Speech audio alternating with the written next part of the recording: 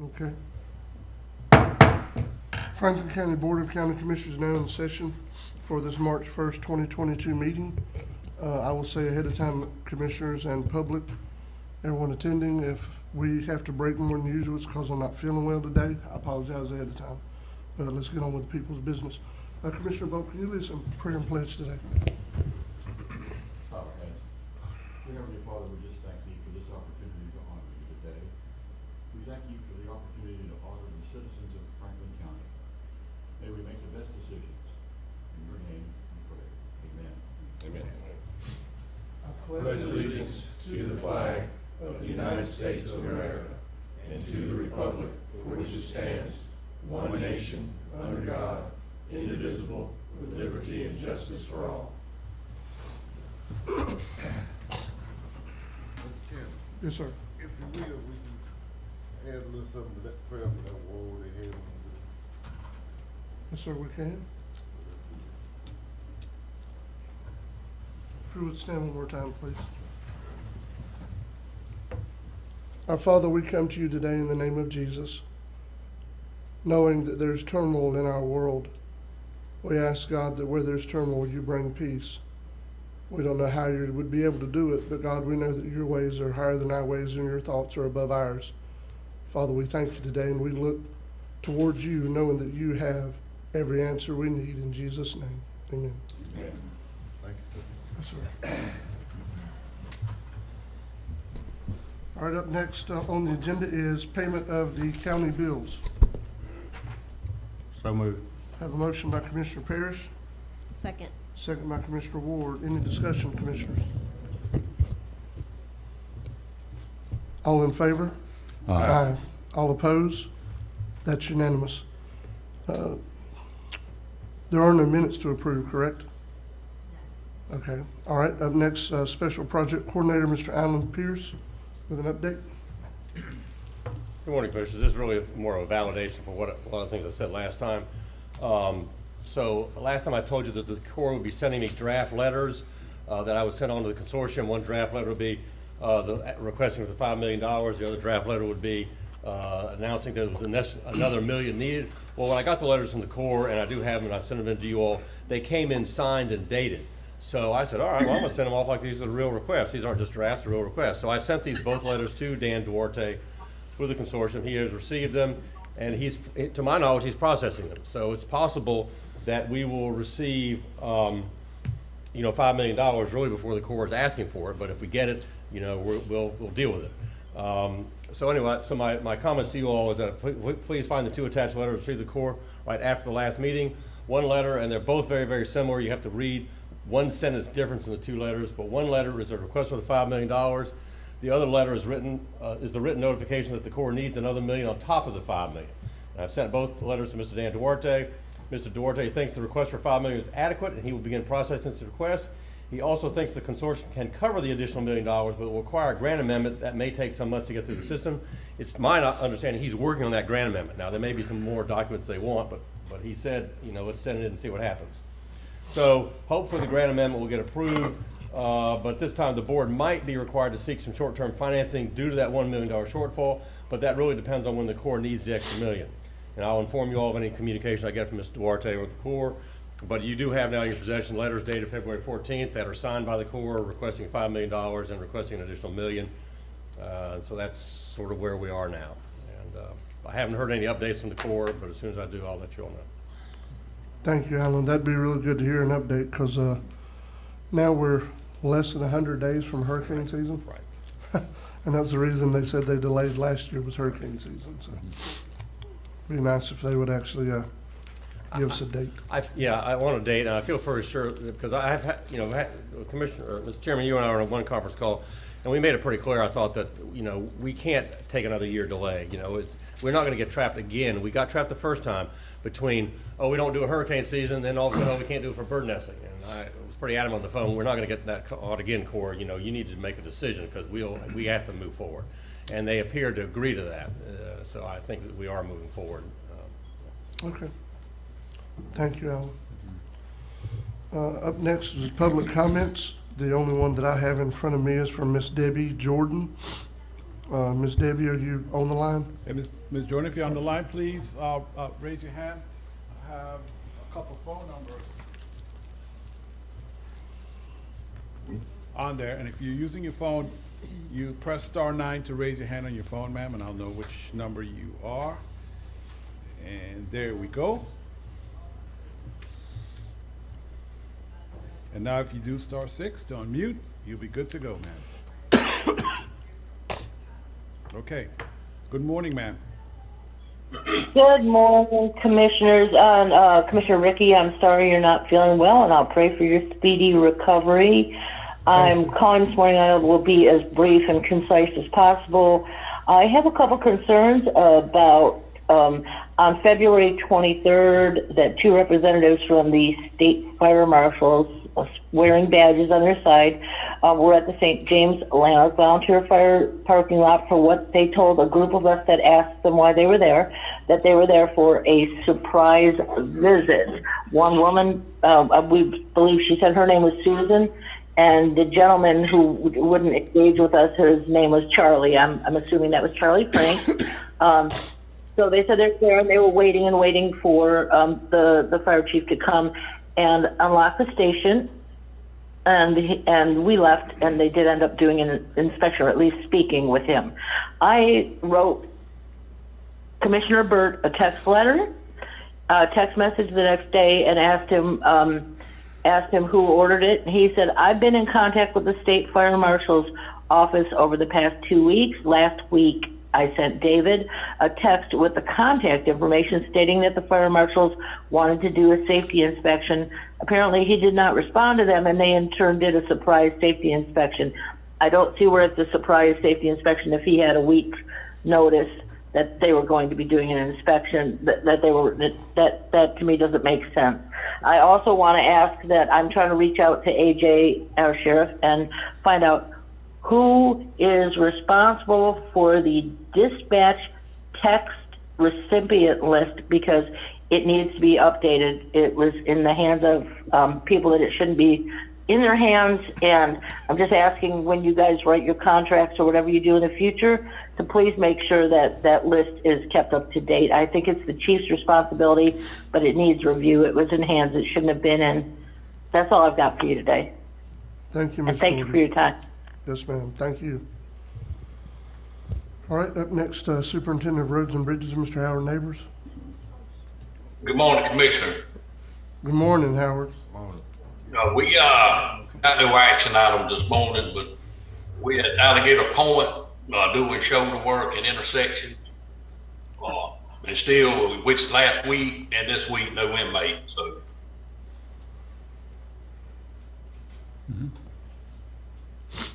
Anyone have any questions or concerns for Mr. Neighbors? Mr. Chairman, Yes. Howard, just thank you for some of the complex work you've done over there in my district, particularly including some of the drainage dishes and doing some of the weed eating and so on. It's looking better. Thank you.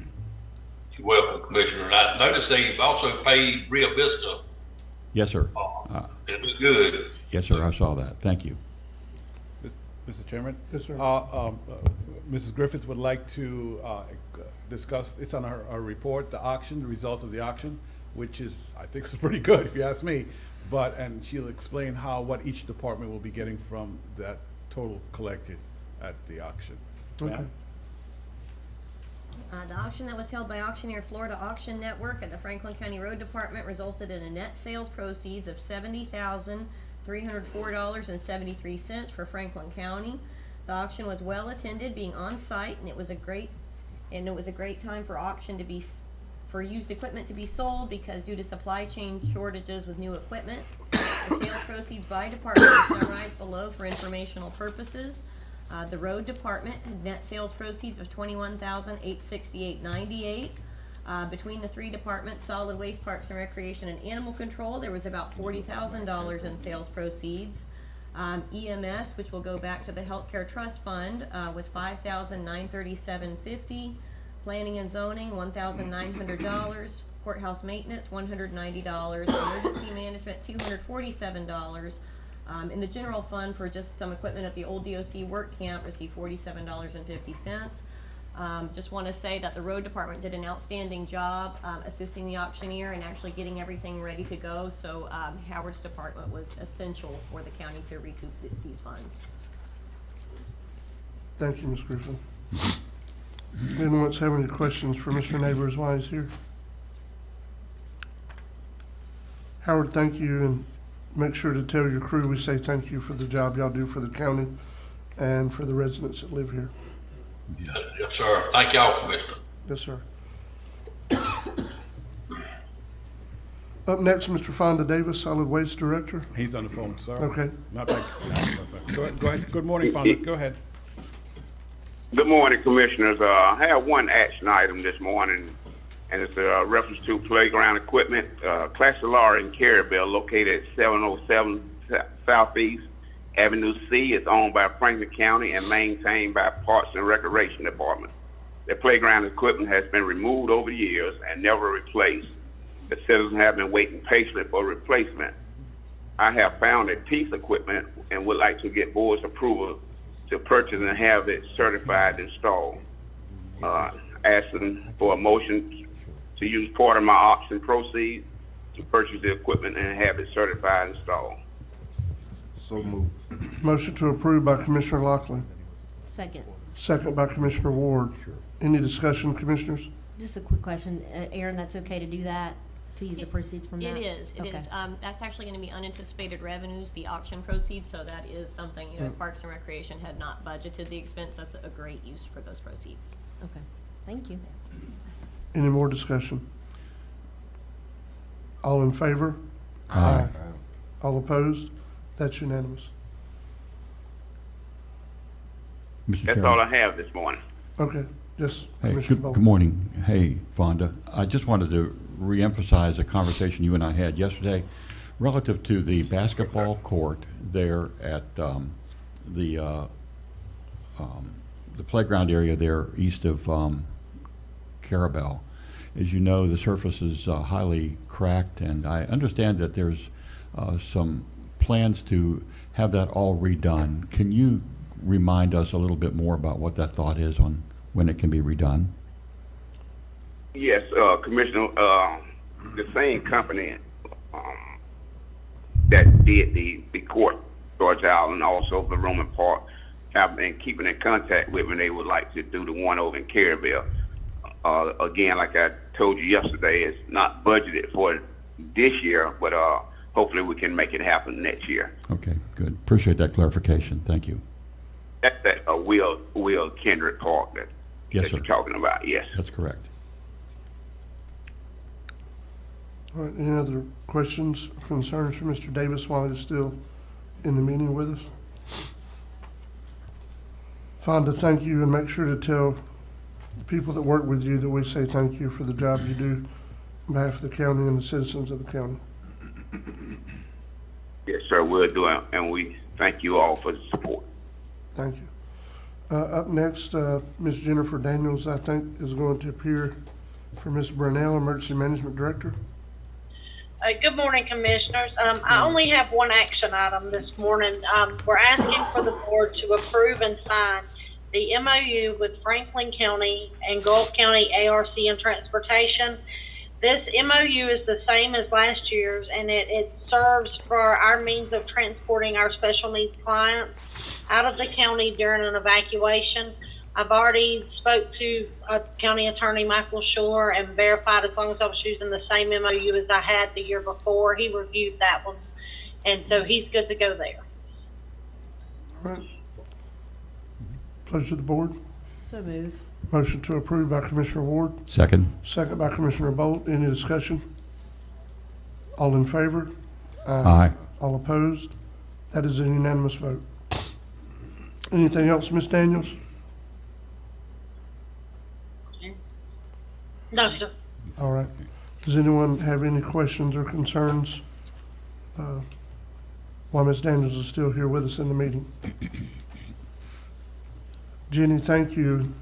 Make sure and tell Ms. Pam that we missed her, but we'll see her again soon.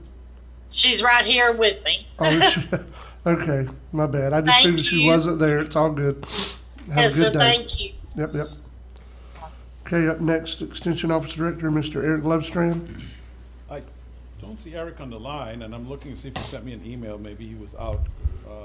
So if he comes in later, Commissioner, I'll let you Okay, know. that'll be But all fine. he has, the only information items, there Right. are no action items in his report. Okay, so if he shows up later, we'll address it, but let's move on to Miss Whitney Roundtree, our Library Director. Good morning. Morning, can you hear me okay? Yes, ma'am. No action item for the board today, just some informational items about the library. Just wanted to say thank you to all in the community that donated materials, volunteered, and or attended the annual Friends of the Franklin County book sales. We were able to around 1,800 and 2,000, 1,800 at the East Point location and 2,000 at the Carabel location, bringing the total to 3,800. Fundraising will be used to fund many library programs, especially the children and teen program. So we're very excited about that. Some of those funds are going to be used to add brand new Lego activity tables. We're going to add one at each branch at the children's section. So I'm really excited about that. This week is, well, actually tomorrow, March 2nd, is National Read Across America Day, also Dr. Seuss's birthday. We're going to be participating in that using the whole week. We've got fun activities planned both at the libraries. We're also going to be doing some outreach, going out into the community, doing story time at some of the daycares. I've reached out to the ABC school, some of the teachers at the ABC school and the Franklin school. The Friends have also purchased around 300 children's books, so we're going to be passing those out in the community. We'll also be participating in the Camp Gordon Johnston Parade. We'll be passing out candies and books at that as well. The big news, though, is that at the last board meeting, the Wild Board approved to adopt a new fine-free policy across the Wilderness Coast Library systems. I included information about that with my report. Hopefully that got to you. If not, I'd be happy to email it to you if you have any questions.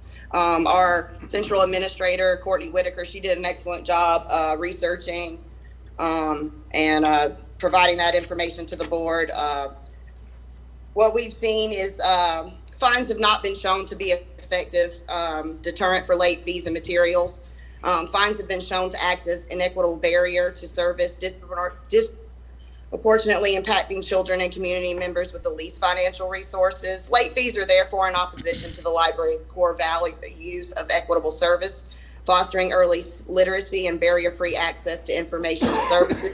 From both a mission and a values perspective, fines should be eliminated.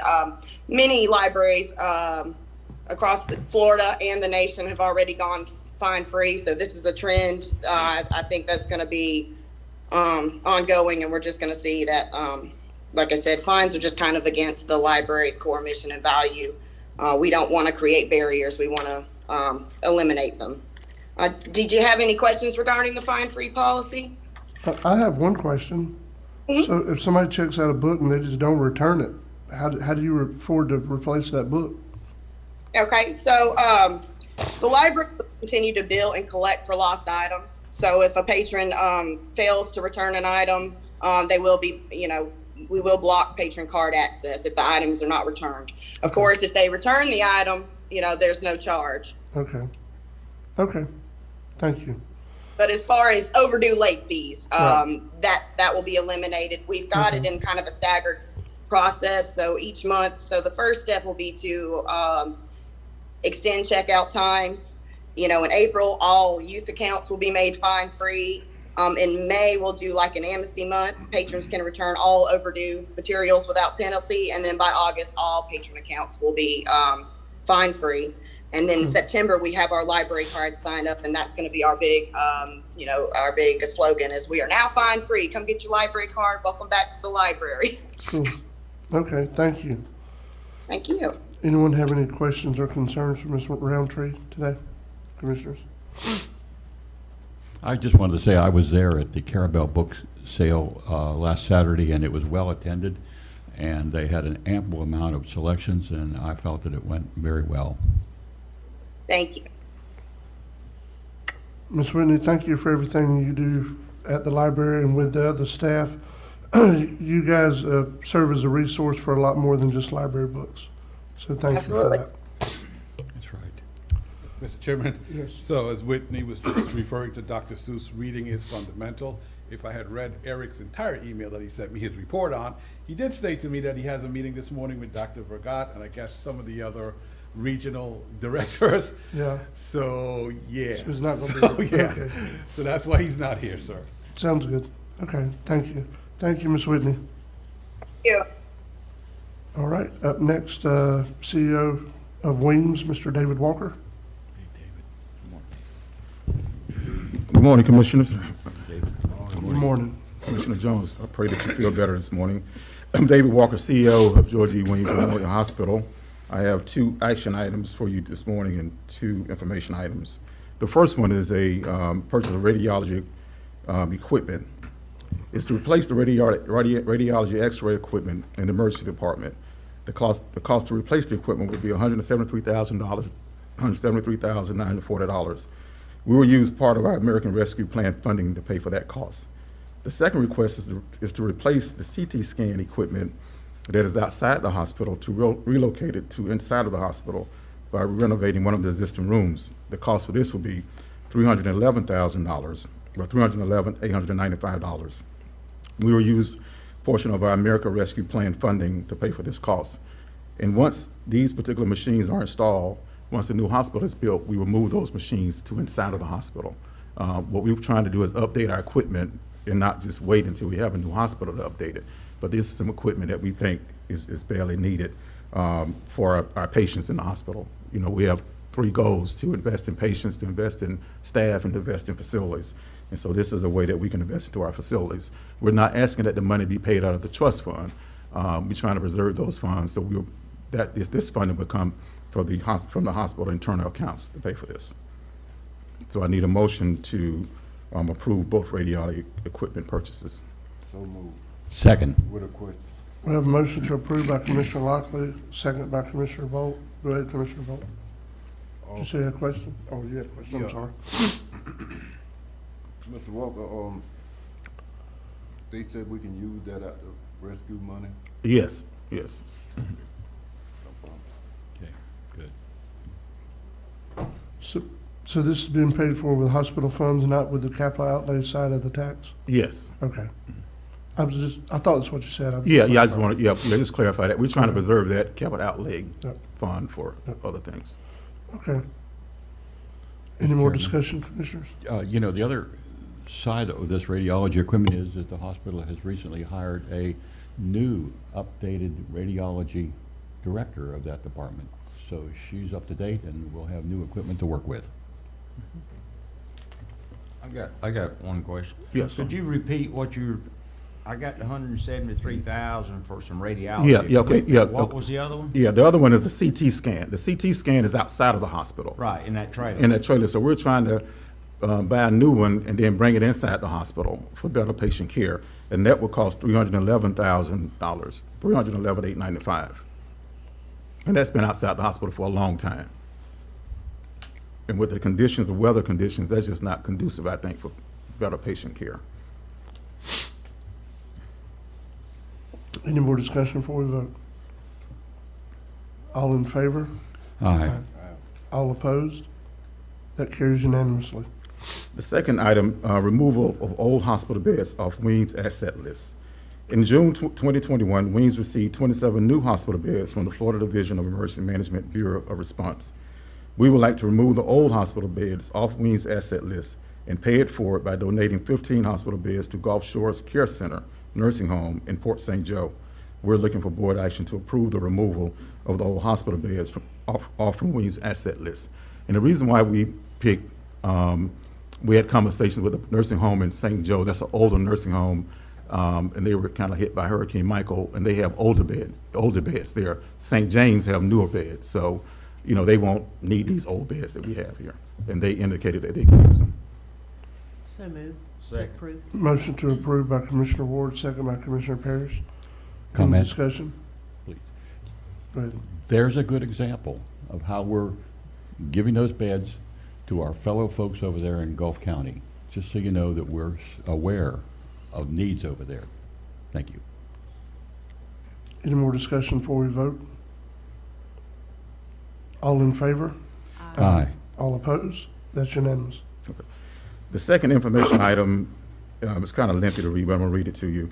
It's the Gulf County dialysis funding request. The Weems Governing Board decided they could not provide financial support for the dialysis facility in Gulf County because the facility is not a part of the hospital departments. However, because the Governing Board realizes the importance of providing dialysis services, did make a recommendation for me to investigate mobile dialysis options on the grounds of the hospital. Through our research, we have spoken with 3 companies and have had a meaningful dialogue with one of them.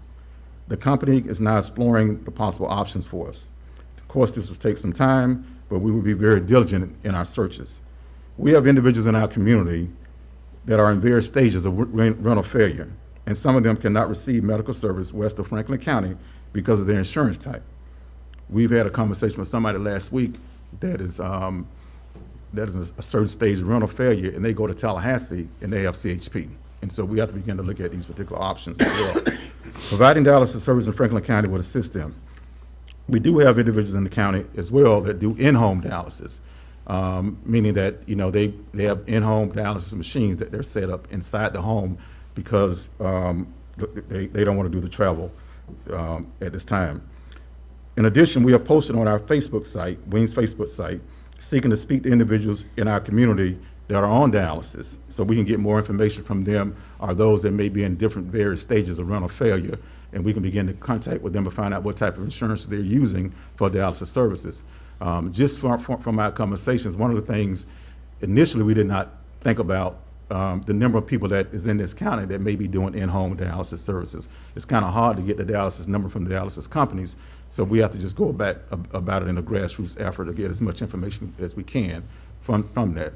But just a point of reiteration again is that we have a lot of people that drive themselves to dialysis, and they may be going to Tallahassee, and some of them as well as going to Panama City. So I just want to bring the board update information on that, the hospital board's decision about dialysis funding request from Gulf County. And we know that we cannot use healthcare sales tax money, according to the county attorney memorandum to the board. So the only other way you can use it is through Wings patients' revenue, but apparently we cannot do that because it's not tied to our hospital programs, our hospital departments at this time. Nice, Mr. Chairman. Yes, sir. Mr. Wall, on this, when you get a traveling dialysis, it'll be in like a trailer, right? Yeah, it'll be a mobile unit that will be on the grounds of Williams Hospital. So we're looking at some options. Susan has been very active in researching the different models. And so one of the models that we'll look at is just placing a mobile unit on the grounds of the hospital.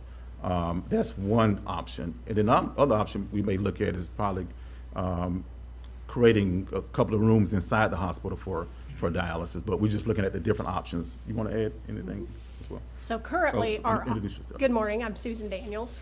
Our current options that we are in discussions with 2 companies to provide would be a mobile unit that could possibly come up in the size of a semi or down to a 2-seat option that's more in a bus type situation. It's going to depend on what information we gather from the community about how many we possibly have that would utilize the service. That will tell us what size of equipment we would need to move forward. So it could be as small as a 2-seat bus that we could have here in Appalachia 3 days a week. We could have it in Carabel 3 days a week. We could take it out to St. George Island for 3 days a week. Wherever the patient need is, we can move that mobile unit around. Then if we go with a 6-seat, which is more of a semi-trailer size, it would just be based at the hospital. And it will hold up to 6 seats, and it will allow us to do 36 patients per day. Do this stay in the county, or they go back and forth? Will the unit stay here? It depends on which company we go with. So depending on if we have enough patients to fill up the semi, it would just come here and stay here every day. If we don't, and it's a gear up program, say we only have 8 to start with, then we would schedule all 8 of those patients on Monday, Wednesday, Friday, and then they would go to another location on Tuesday, Thursday, Saturday to see other patients. question, I'll be through. When, like you got set up like that, and it overflow, you might have an extra patient. Do you have a waiting room? Like somebody come from Eastburn or Caribbean and somebody in the seat, y'all setting up for a waiting room just in case?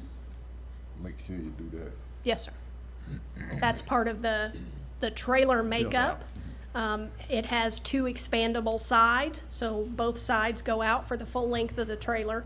There is a check-in registration area with a little waiting area at the beginning of the trailer, and then there are 3 seats down each side. Okay. So. Well, that way, when you do this, you can run it through your system then for pay, right? Correct. You Yes. won't have no problem about insurance. Correct. I mean, cause the way these insurance companies, they don't wanna pay if you go past wherever they zone stop, or however you call that, I don't know. They're called narrow network insurances, and that is what CHP is a narrow network. And so it directs patients to a certain location. Yeah. I know most of them, the one we got with the county, they want us to go Tallahassee. Yeah. They don't want to go to Panama with it. They be talking, they don't want to pay it. Yeah, Thank your need. CHP contract ends at the Franklin County line, you know, so that's Capital Health plan for people that are listening, but their plan ends at the Franklin County line for us. And the majority of your employees, county employees, government employees, you know, have CHP, school, you know, corrections, state. They don't want to pay it when you pass that, cause No, you're not gonna pay it. I do it. Mr. Chairman, I've got a comment. I know that, I appreciate you guys working to try to get a dialysis mobile unit here in our county. I know we got a lot of, from our neighboring county, a lot of discord, not really discord, but I don't know how to say it, disappointment that we didn't help them out, but I just want to make a note for the record to the community that, believe me, if there was any reason or way we could do it, we would do it for our citizens.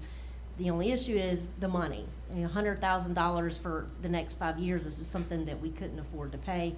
We can't use our healthcare trust fund to do it. We can't do it in use those monies in a neighboring county. So I just want to make a note for the record in the community. It's not that we didn't want to work with the Gulf County, it's just that we didn't have the money to do it, minus maybe increase in ad valorem or anything like that. We don't want to do that. So I appreciate you guys working hard on trying to get us a mobile unit for our county, for our citizens. Yeah, and I think with us, you know, at the hospital, you know, it's more so that we cannot use the funds to pay for something that is not part of the hospital. That's that's not compliant. That's just, you just can't do that. It's like, for example, if I get an MRI in Wakulla, you know, my doctor send me there. Weems cannot pay that doctor's office for that because that's different. And it'd be the same way with the dialysis.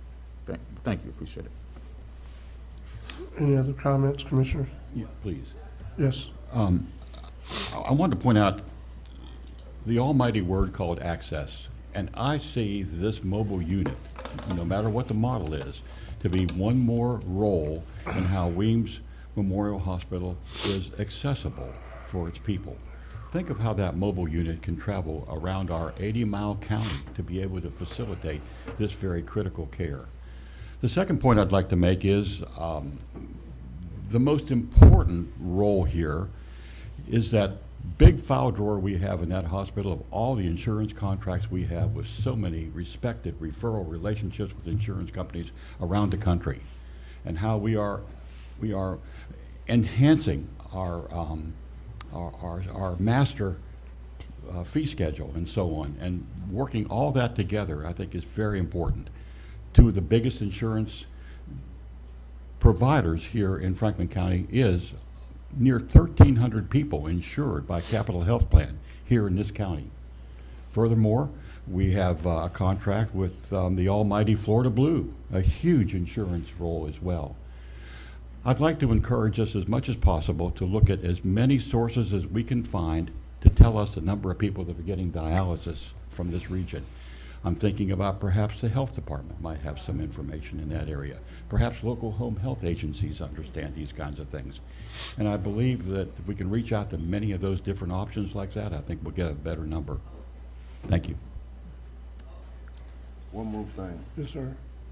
You know, I wish it was some way they could lock up them people who write the paper, because they always blowing things up out of proportion. And all they want to do is somebody read that old crazy writing they put in there. They don't never tell the truth.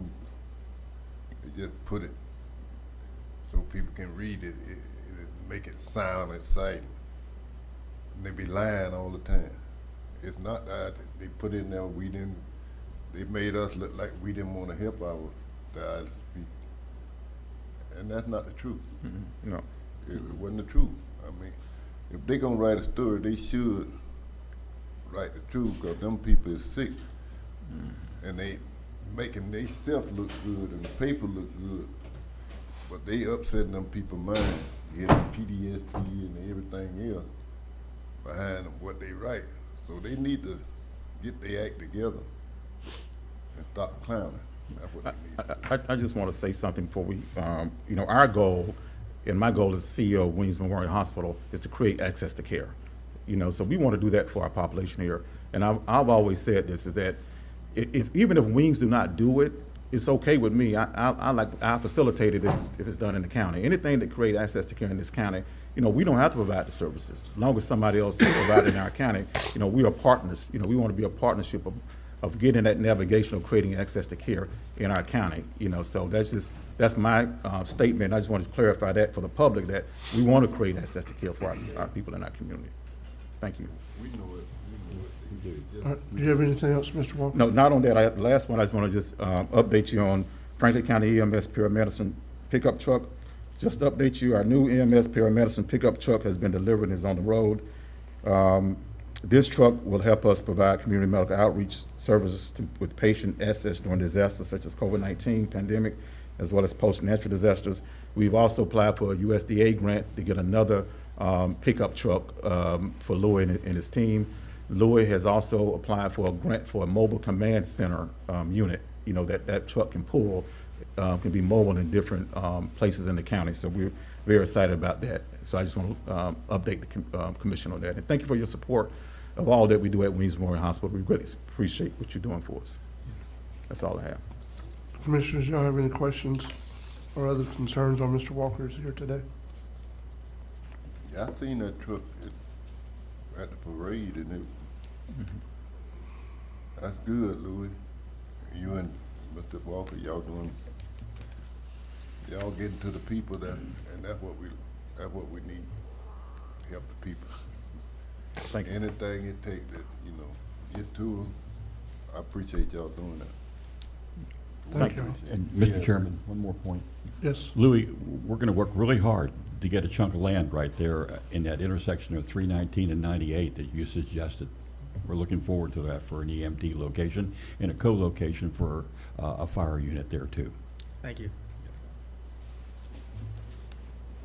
All right. Thank you, Mr. All right, thank you. I have a great day. Yeah, thank you. Thank you. Up next, Interim Airport Manager, Mr. Ted Mosteller. Good morning, all. Ted Mosteller, Airport.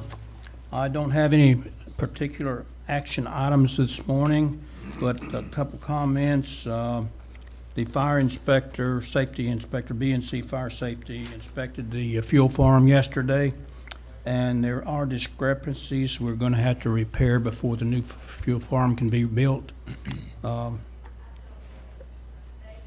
We need this because of the inspection coming up before the end of April. And for your information, the Casper Hangar project, they poured the concrete foundation and slab yesterday. So things are moving out there. And unless you have some questions for me or discussion, I'll pass it on to John. Yes, sir. Go ahead. Oh, Mr. Ted, you said we got to fix something before we pass inspection? I would think so, sir. I think it would fail the inspection if it were done today. You got the money to fix it? I hope so. Well, you need Do to we? be. It's not a got- whole lot. You got Ju- the money to fix it? Yes. Well, you need to be trying to get you some quotes then. Sir? I make a motion to start getting quotes to fix whatever need to pass inspection. I was gonna tell, I don't think you need, I was gonna stand up and say, I don't think we need a motion, I just need Ted to, It should be Ted and less than John. $10,000. Oh, And we just need Ted and John to work out what's wrong, and between one of them, they give me a quote. John, bring how it much to you did you guys for say? approval. What's and wrong? I don't know what's wrong with it. We'll The go from. cabling and everything's for the But suppression? that's a discussion we can have, Ted. It's a minor deal. Ted, that's a Oh, discussion okay. we can have later, you know. Okay, off very the good. record, yeah, but I yeah, thought it I'll was- not. I thought it was something big. No, we got it. Okay. No, this has to do with the fire suppression system. And I know that we are in the process of getting ready to start a new fuel farm, so we'll fix anything that has to be fixed before we get to that point. We're good. Yeah, we don't want no fire around that fuel. Sir? We don't want no fire around that fuel. No, sir, we don't want any fire around there. Mr. Chairman? Yes, sir. Ted, could you summarize the meeting that occurred there on the airport property relative to Duke Energy, looking for other sources to power industrial buildings and so on in commercial locations in our airport property? Yes, sir. We met this past week, and they are looking or identifying sites around the state for industrial development. I did give them a tour of the airport, and everything was favorable. I was impressed, and I think it's good for us. So, and the reason Commissioner, I'll tell you why I don't have that on my report today, I was waiting for some more information from Duke, Yes. Commissioner Bolt, before I bring that up, and maybe have Duke make a presentation, because they're spearheading this project. That'd be and rich. would give you a more comprehensive report on what's actually going on, so, yeah, I mean, there was, we had a meeting via virtually first, and then the second meeting was an on-site one where Ted was there, but there's a lot more information that Ted and I could probably relay to you today. And Alan just stood up, so I don't know if that's good or bad. Thank you. Looking forward to that. This has been going on quite a while. So Duke Energy has hired someone to promote the consumption of electricity. Yes. And so this is, have self-interest of their own part. They're looking at places that could build buildings and people could use more electricity. And Franklin County Airport is a primary thing. They called us several months ago. They're actually, they say they hired somebody, I forget now, we all know who the person is. Anyway, someone who's familiar with Northwest Florida. Yeah. They come to Franklin County, Gulf County. It's a regional effort by Duke to provide more energy. Yes. Yes. We're supposed to look at it as how it benefits us and Yes, industrial but- and economic development, yeah, you gotta appreciate the good stories. It's Duke Energy's economic development arm is what's got started. Yes. Okay. And I think it's a byproduct, I mean, I can't prove it, but I think it's a byproduct of what was able to take place in the region after Hurricane Michael. I think it was. Yes, sir. You know, Duke had pretty much a city out at our airport, and they helped the whole region, so. Okay. We also, as I mentioned in the report, that you have an economic impact study for the county caused by the airport.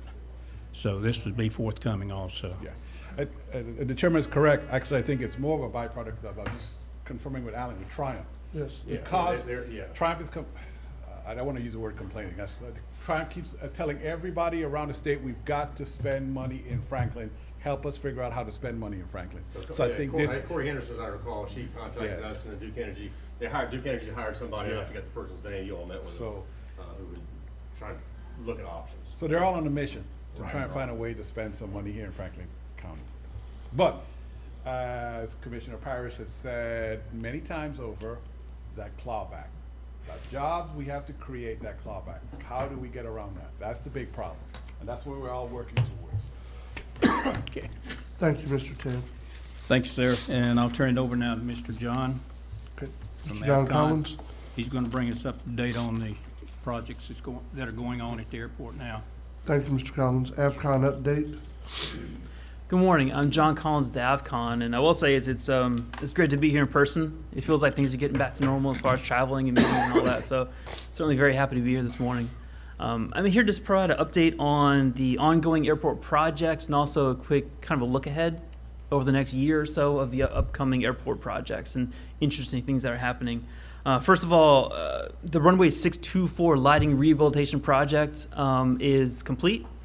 We just received the closeout documentation from the contractor a couple days ago. So at your next board meeting, the final pay application will be on your agenda for approval. That, as a quick reminder, that project replaced all of the airfield lighting associated with 624 and the parallel taxiway. So, several hundred lights were all replaced with new LED lights. They use a whole lot less power, and so the airport power bill will go down as a result of the project. And so over the last 4 years, with this project and the previous projects, every single airfield light, all the taxiway and runway lights, every single one has been replaced with LED lights. Should be hopefully a significant cost reduction at the airport for the county. The master plan update is, all the work is complete on the master plan update. The only piece that we're waiting on right now is a final boundary survey confirmation from the surveyor, so we can accurately depict the airport boundary on the airport layout plan map. That's a critical piece. The FAA, about 5 years ago, the FAA really put a big focus on formally identifying and getting an attorney's opinion on the official airport boundary. Because there's airports, quite honestly, there's airports across the state who thought they owned some property and it wasn't, or vice versa, and it caused an issue because federal and state funding for airports is they will only fund what's within the airport boundary. And so they wanted to make a focus during this master plan update to confirm that boundary, make sure that everybody has a clear understanding of what that boundary really is. I did, even though this is not the official final version of your airport layout plan, I did ask Michael to show. It's tough to see on the TV on the screen, of course, but this is your future airport layout plan. This really shows ultimately what the airport is going to grow up into. And again, I know it's difficult to see, and we'll provide, once we finalize this plan, we'll provide hard copies to the commission for review and comment on it. But one big development since our last meeting that we had when we presented the draft airport layout plan is we added a runway extension for your main runway, 1432, to 8,000 feet. Currently, it's about 5,500 feet. But there's a lot of discussion with your commission, specifically Commissioner Jones and other airport users, and it became clear that we really need to show a significant runway extension in order to potentially provide, whether it's cargo operations here at the airport, to provide, really to kind of connect the airport with the port as an option. So we want to make sure that your long-range plan reflected this. It's an 8,000 foot extension, so it's pretty considerable. If you look on the northwest corner, there's an orange, if you can see it, there's an orange extension right there. Michael's circling it. That is the extension. Now the airport,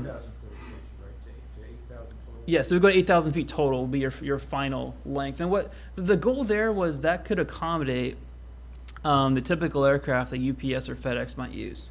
Now, and we've had this discussion in detail, those types of operation would also require a strengthening of the airfield pavement. And so that would need to be part of the project itself. But again, if we're successful in procuring, whether it's Triumph funds or other funds, then that would just be a part of the project. So also, I just want to confirm that the future of 1836, all of our future plans, all of the future layout plans show 1836 in its current condition. That's not going anywhere. In fact, we're going to make that, going to designate that as requested by the board last time, that it'll be an other than utility runway. It's what's classified as. It's not classified as a utility runway, which really utility runway, again, is more, it's provided for aircraft less than 12,500 pounds. But as we all know, and through talking with Centric Aviation, all three runways are used equally at the airport. And so, so the future of, again, 1836 will continue to function just like it is today. There's no reduction in the performance of 1836. So that'll all be formalized. Yes, sir. John, if I could pause for a second. Commissioner Bolt, months ago, close probably a year ago, and I'd ask you to contact Tyndall and see if they would ever use our airport for touch and goes. And you said you made contact with somebody and they said So the contact was face-to-face about a year and a half ago when we had a Veterans Day celebration there at St. George Island. The guest speaker then was Colonel Christopher Peters. Colonel Peters is the detachment base commander for this new fighter jet detachment that's coming into Tyndall. And I asked him about the potential of utilizing the airport for some of his pilot training over there. And he said he needed at least 6,000 feet of runway for that purpose. And so as we look at, you know, the potential here may be, as you consider expanding runway 1432, perhaps working with Tyndall about that plan. Yes, sir. In the early stages of it, Yes, I sir. think they would be thrilled for some input there. And maybe, respectfully submitted, they have some extra money to help with it. Right. You know, they're spending $4 billion to rebuild Tyndall right now, so maybe they could help us out a little bit with an extension here at the airport. That's right. Now, in your discussions with them, did they mention anything about needing an instrument landing system to support their training operations, like an ILS? They didn't, but obviously that's a great bonus to Okay. offer on the plate. Because I know I spoke with, I know Alan's had some discussions also with Tyndall. This is maybe a couple years, maybe before this discussion, where Tyndall was asking if the county could install an instrument landing system, which is not currently in place at the airport. And ILS is a much more advanced system because the pilots need to have a certain amount of hours landing using the ILS to keep their certifications up. But I know that was the cost. I mean, again, that's something that the FAA and the DOT would not. Well, I can see Alan wanting to talk about it, but Yeah, actually, I didn't talk to Tyndall. I talked to Eglin, because that's the big Eglin, piece. okay. And Eglin was like, yeah, because Tyndall's so close, so they don't really need, I mean, they can do touch and goes, but Eglin could use our, there's a term for it, a forward outreach post, there's a term, an airport term, that Eglin would be more interested in actually using our base for training missions than Tyndall, because it represents a little more flying distance and everything. But they want that ILS, and it's millions of dollars. I mean, millions of dollars, and you have to maintain it. It has to be monitored and calibrated all the time, or once a year. And I talked to Triumph about that, and I mean, it's possible, but yeah, the ILS is the key, and right now no one really wants to fund it because it doesn't create jobs in Franklin County, and Eglin didn't want to fund it because there's an off-base improvement worth millions of dollars that they wouldn't necessarily own, and so they're like, well, you know, we wish you'd get it, but we'll write you a letter of support for it, but it was, I couldn't get any traction really on who's going to pay for it. Would it generate revenue? I don't know. I mean, it might. Let me say that that's the challenge. When it comes to adding infrastructure to support military training, the FAA and the DOT generally do not support that because those types of tenants, they don't buy fuel at the airport unless you have a military fueling contract. And even if they did buy fuel, they don't pay tax on that fuel. So that money doesn't go back into the fund to support airport development. So that's been the challenge. We've worked at other airports who, for different reasons, are encouraging military operations. I know Mariana's one example where they do that, but they also have a military fueling contract, which is a lengthy process that you have to go through. Obviously, the new fuel farm that we're providing at the airport will meet all the military fueling requirements. But I'd be more than happy to contact the gentleman that you spoke with at Tyndall and to see how can we possibly team up with them, especially if they're willing to put some money towards this. A 6,000-foot extension wouldn't be out of the question. We'd be more than happy to take a look at that and see if that would be a possibility for the county. Good, thank you. I'll go with you. Yes, sir. Thank you. So the next item I did want to review is the fuel farm replacement project. As you know, the county was successful in procuring a Triumph grant to replace the existing fuel farm. The existing fuel farm is really it's really at the end of its useful life. And so the plan is to construct a brand new fuel farm right next to the existing one so that we don't have any downtime. We build the new one, get the new one operational, and then we can decommission the existing fuel farm. And either the county can choose to remove it, or you can leave it in place as a backup if you want. If for whatever reason, we could certainly have those discussions down the road. But we submitted the final design drawings to the county last week. And so we'll schedule a meeting with Centric, with Ted, with the county, go through the plans one more time, make sure we're good to go. Because at this point, the plan is to release the project for bid late March this month. That's certainly possible. And get prices on it and proceed with the construction. Now, our construction estimate, it is in line with what our initial budgets were, and so it looks like we're sitting in a good spot as far as the total budget that we have in Triumph in getting this job done. Now, as we all know, construction costs have gone up in the last year and a half, and so there's always some unknown when we do get prices, especially when you have a large amount of steel, like this project has, but that's something that obviously, we've done everything we can to keep the cost down, and we've also created some alternates to where there's some pieces that would be nice to have, but we don't have to have it, so we have those as options. If we do get really high pricing, we get to stick with what we have to have on day one and just have some other items for future construction Or I wouldn't really go back to Triumph getting more money. I mean, they do have this matching requirement that we had to sort of, calculate using DOT investment in the airport, but there's always a possibility that Triumph would come up with additional funding, because this is one of the projects they also want to see done. Right. So. And the goal here again is to provide a fuel farm that could be functional after a hurricane. So we're providing a separate a generator to power the fuel farm. So if we do have a power outage like we had during Michael, the fuel farm can be up immediately. It could work for 72 hours before needing to be fueled up again. So that'll be a great benefit for not only the airport but the surrounding community. The last current project I was going to go over is the Apron Rehabilitation project. I remember when we initially started serving the county back in 2008, our first visit, to the airport. I remember seeing this, in between your concrete slabs up there, you have this joint sealant. It just seals. You have the joints. You can't have water go through the joints because it'll slowly work away at the dirt, and you'll have the edges of the slab to crack away. I remember seeing pieces of that sitting on the apron. And so, really, it was clear that at some point that this job needed to happen. We need to go back and replace all that joint sealant, replace all the cracks in the slabs, replace the slabs that are cracked up enough to where it doesn't make any sense to repair them. And so we assessed every single slab at the airport, every one. We have a plan. We put together a plan on what we need to do to address every single slab, every single crack, all that.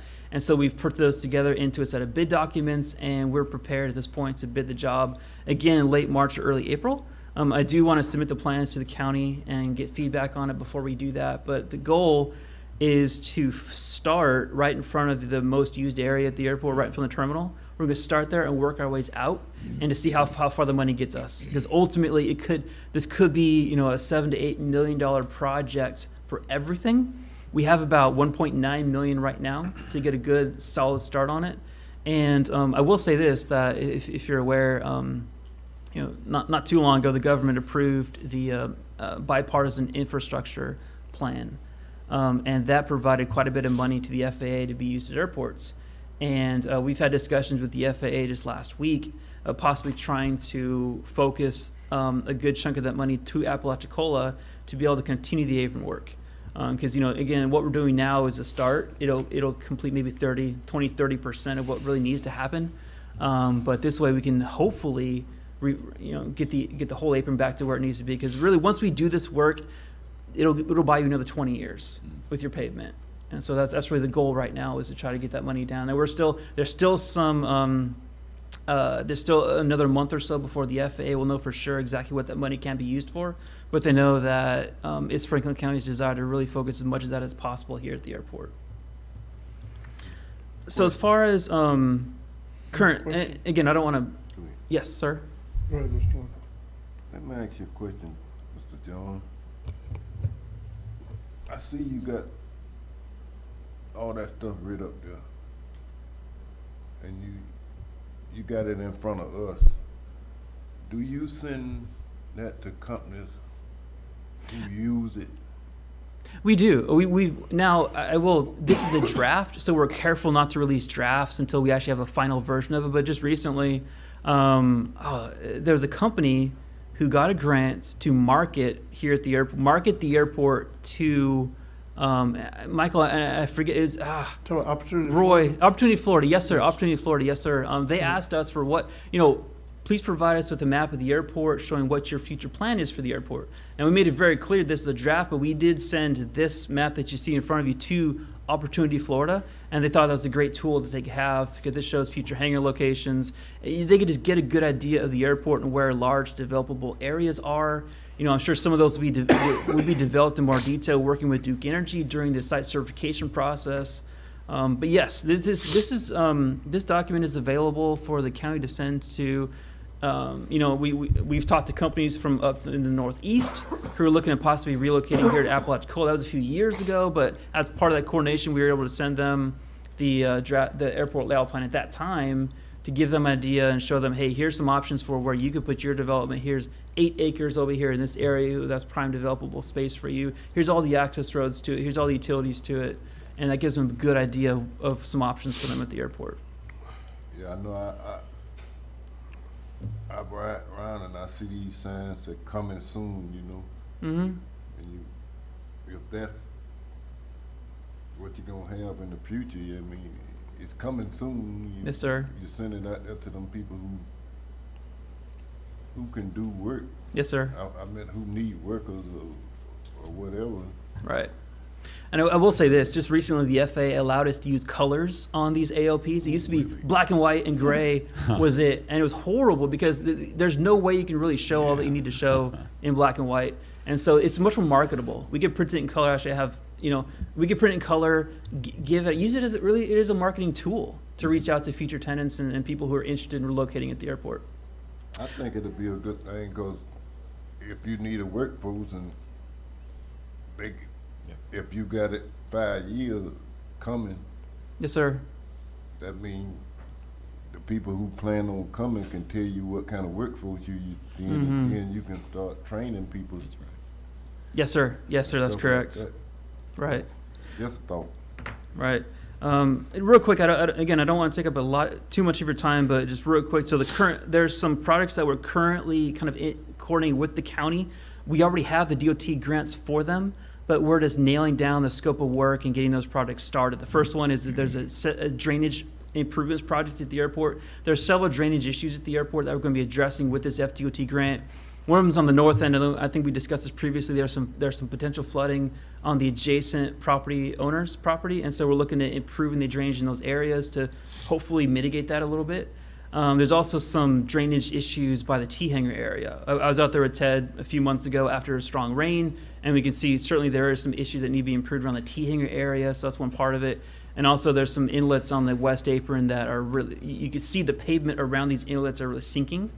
So that there's obviously some kind of, water infiltration in that pipe that needs to be fixed, and we'll rebuild the pavement around it, hopefully give you a long-term fix for those maintenance issues. And Michael? commissioners know that John is totally in the loop. I keep him updated on the floodplain, the flood rating zone, flood map that we're reviewing, trying to improve as we go along. So he's also a part of those discussions. Yes, sir. Good. And again, from what I've seen from the most recent exhibits that Michael's presented, there doesn't appear to be a big difference ultimately what was worked out versus what we have today, which is good news. Because previously it looked like most of the airport was undevelopable at this point if we stuck with the same flood maps. But so that was good news. Secondly, we do have an obstruction removal project. There are trees that are in the approach surfaces really for all 6 runway ends. And so we'll start there with moving those trees in the approach surface, and then we'll move out to less critical surfaces like the sides of the runway. There's a runway visibility zone between runways that needs to be cleared. But I think our goal here is to identify all the trees that need to be removed, and then work with the county to identify what's the most critical. What trees do we want to take out as part of 150,000? Because then we have a long-term plan. We'll use the 150, and then we'll know, hey, we need to request another 200,000 or whatever it is from the DOT to address all of the tree issues here at the airport. So we'll work with your staff and your airport manager to identify, really what's the most critical areas as far as that tree removal goes. One last item before I leave. Ted's been fighting a losing battle with the FBO roof leaks. He's been out there quite a few times fixing. There are leaks in the FBO hangar. The roof is beyond its useful life. It's a screw down roof, so there's hole every time you have a screw, you have a hole there, and there's a rubber grommet. When that deteriorates, you just have a hole in their roof, and they're all over the place. And so typically the FDOT does not. They will build new infrastructure, but they don't participate in maintenance. They consider maintenance, replacing lights, replacing roofs, just basic stuff like that. They consider that responsibility of the county. However, we were able to kind of phrase this as we're going to call it a hangar improvement project. where we're going to replace the screw down roof with a standing seam roof, which, those holes are not, they're not visible, so you can't, a screw down roof a standing seam roof is way better, stronger, and it leaks a lot less long term. And so since we're improving the roof itself, we're calling it a hangar improvement project, and the DOT has already given us a green light to reallocate $250,000 from a future project to replacing the FBO hangar roof. So obviously that was a need that the county had for a while, and this is a way that we can get 100% funding from the DOT to really take care of that. So those funds would be available July of this year, really, so just 3 or 4 months from now.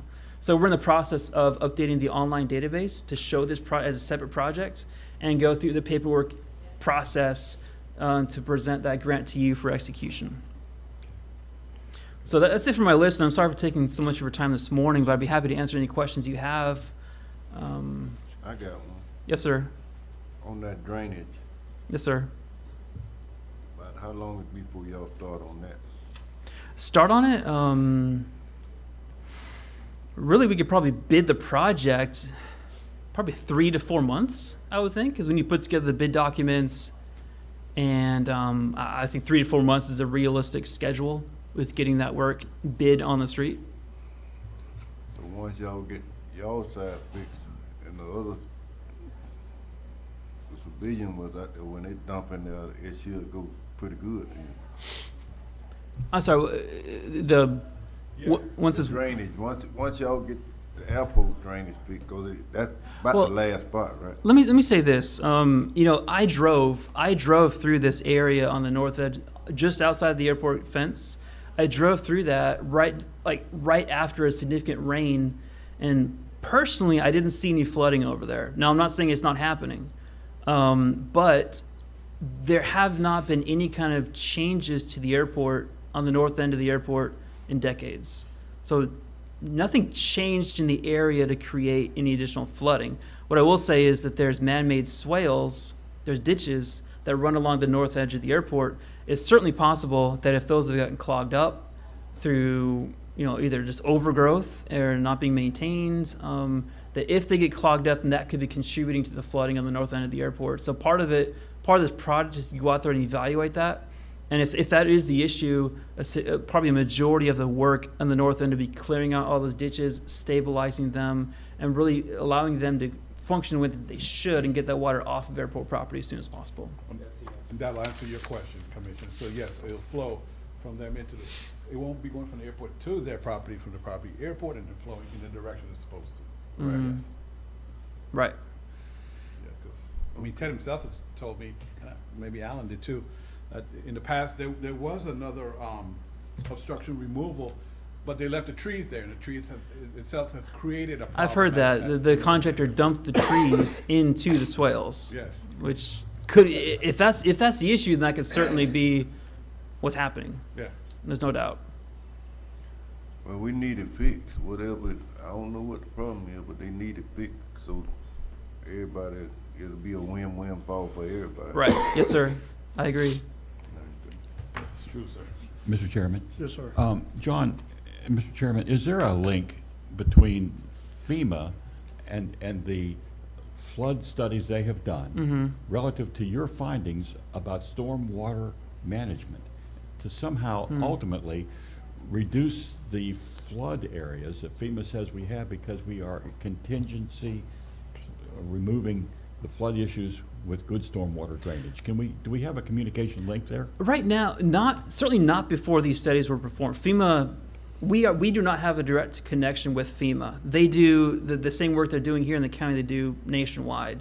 They're grabbing whatever topographic information is publicly available to do their evaluations. I will say I had a discussion early on in the process when this issue was first brought up. I believe it was Dewberry who we spoke with, and I spoke with him on the phone just trying to figure out what was the cause of a significant increase in the floodplain at the airport. And it became clear that the evaluations that were done, the modeling that was done, did not take into account the existing drainage system at the airport. There's inlets and pipes that take the water off the airport.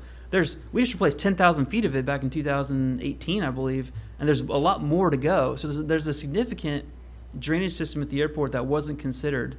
Because if you look at the flood maps, the infield areas between the runway and the taxiway, that was all shown as a floodplain. When we all know there's inlets in those infield areas that take the water out, and that it didn't appear that was being. I can't confirm that for sure. That was just my discussions on the phone, but it does not appear that was any of that was considered when they did their evaluation.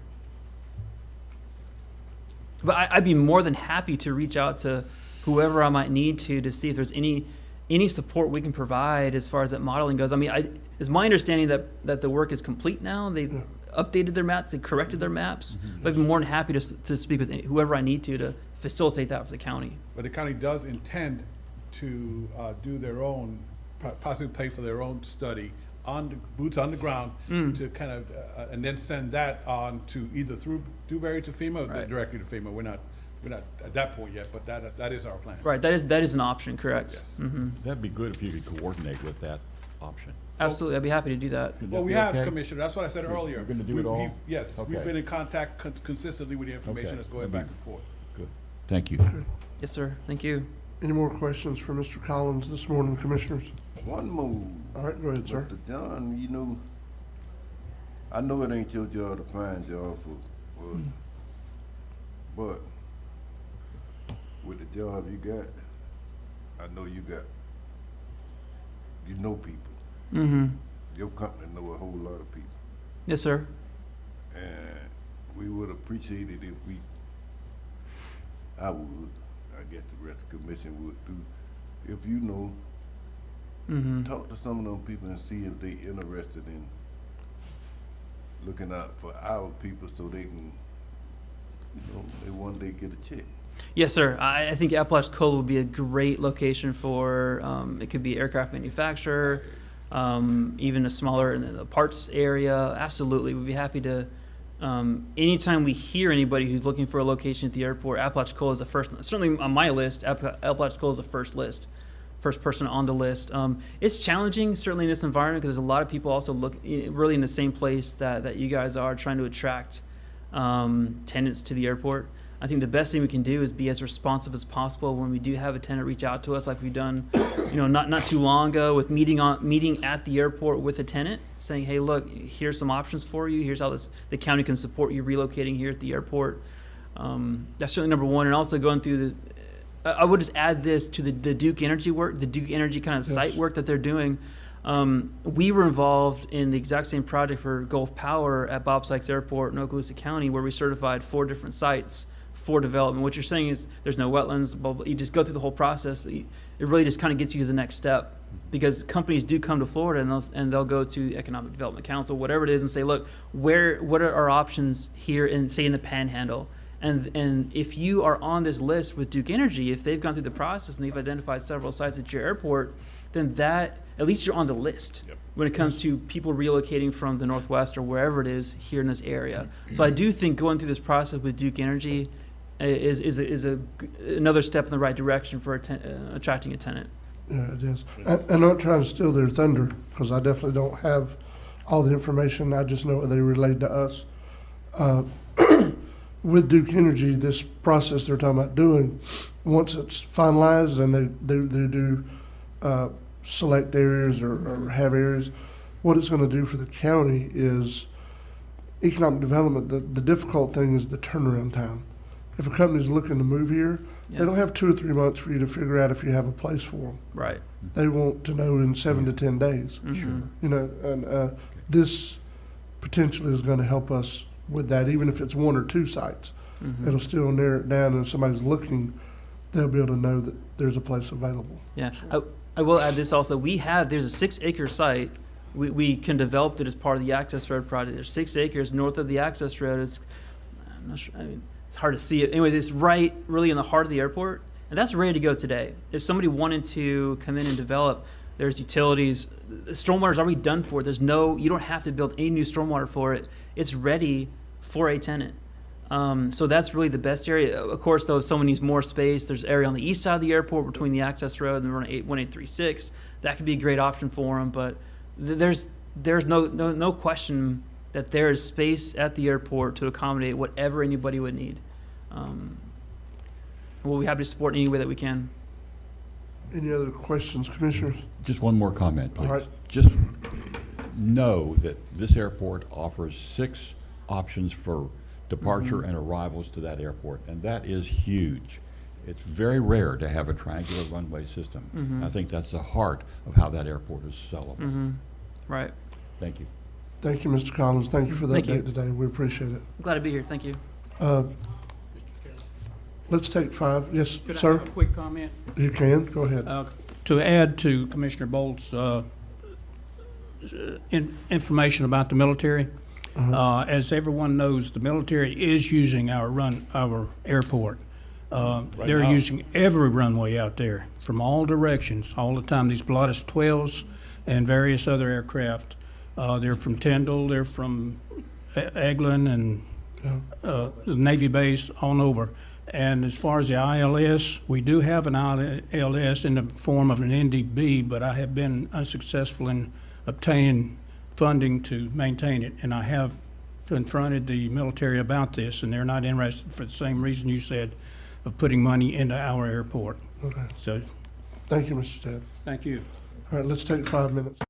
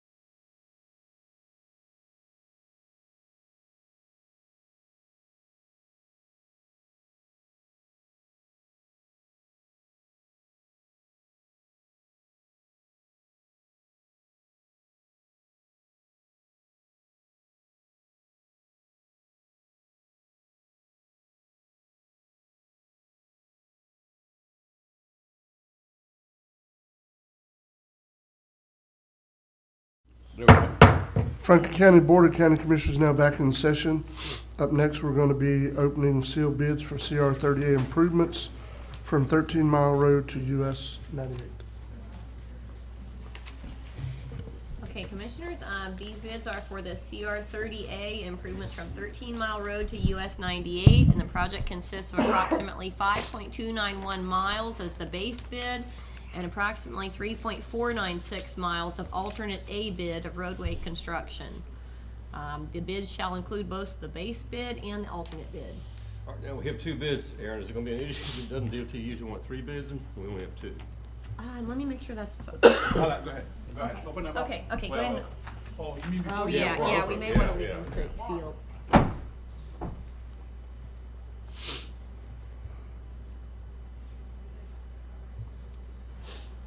The 2 bidders, just so you know, are C.W. Roberts and Roberts, both companies we dealt with. So. I believe both are out of Tallahassee. Both are. Yes. The Wiseman and on the Hill set 2 is fine. Okay. Fine? Okay, all right. Okay. We'll open up. The first one is C.W. Roberts. Actually, Aaron, should let you do this. Here, I'll let Aaron do it.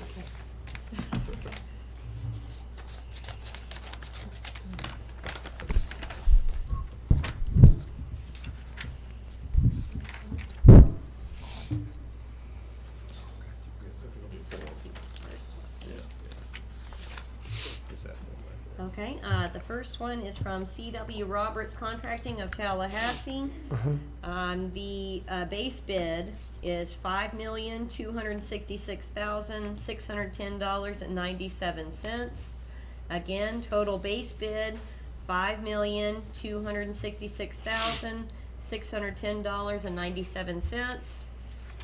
The alternate A bid is $3,686,479.58. Again, alternate A bid is $3,686,479.58. And that's C.W. Roberts. The second bidder is Roberts and Roberts of Tallahassee. Bid bond? Oh, I'm sure there is, Commissioner. Here's the bid line right here. Okay.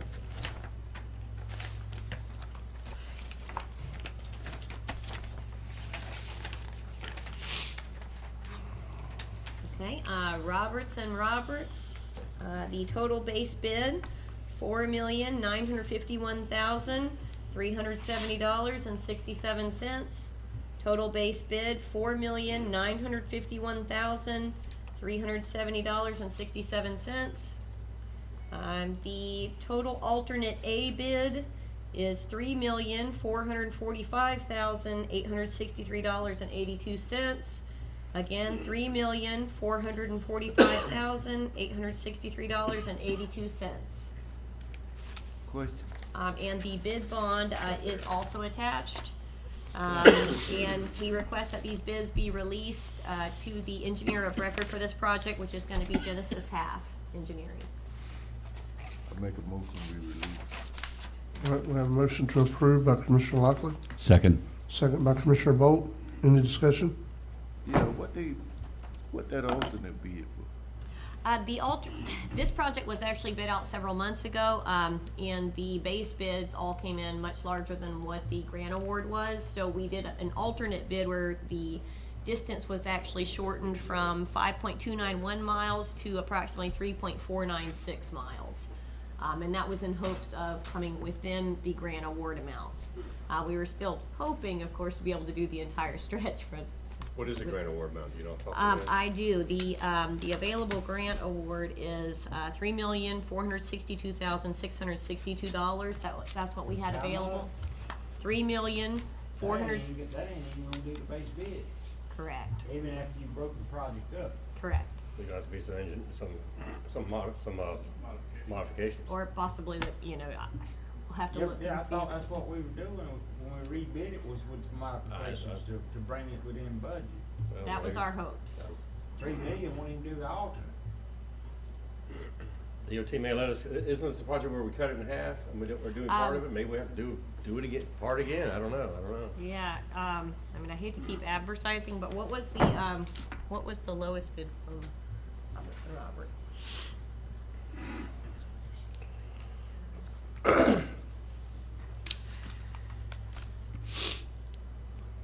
Well, the alternate A is, 3,445,000, so the available funding that we had was 3,462,000. We could barely do alternate. So you will barely be able to do your So, alternates. I just talked to Mark, Commissioner. Mark said, give him a chance to look the bids over and send that information to FDOT as the engineer is looking at it and see if they're willing to provide any more money. It's not a yes or no at the moment. He said, let's see. Mr. Chairman? Yes. On this alternate bid, this is supposed to be funded through another year's funding cycle, is that correct? The stretch of road that would not be covered, Right. by this initial grant, yes, we did turn in that grant application, for actually Scott programs this year. Yep, so that's gonna be in a future paving project, so Right. whatever's left unpaved will be Mr. Chairman, I'm paved. sorry, I didn't ask the commission to speak. No, you're good. But the alternate bid will cover the 9-mile area where it's washed out and the 8-mile area where it's washed out to the road. Those two areas need a guardrail put up there. Even when we do our mitigation, it's still almost a 30-foot drop to the Apalachicola Bay. There needs to be a guardrail put there. So my question is, if we're gonna reapply for next year for alternate, can we get a guardrail included in that alternate bid?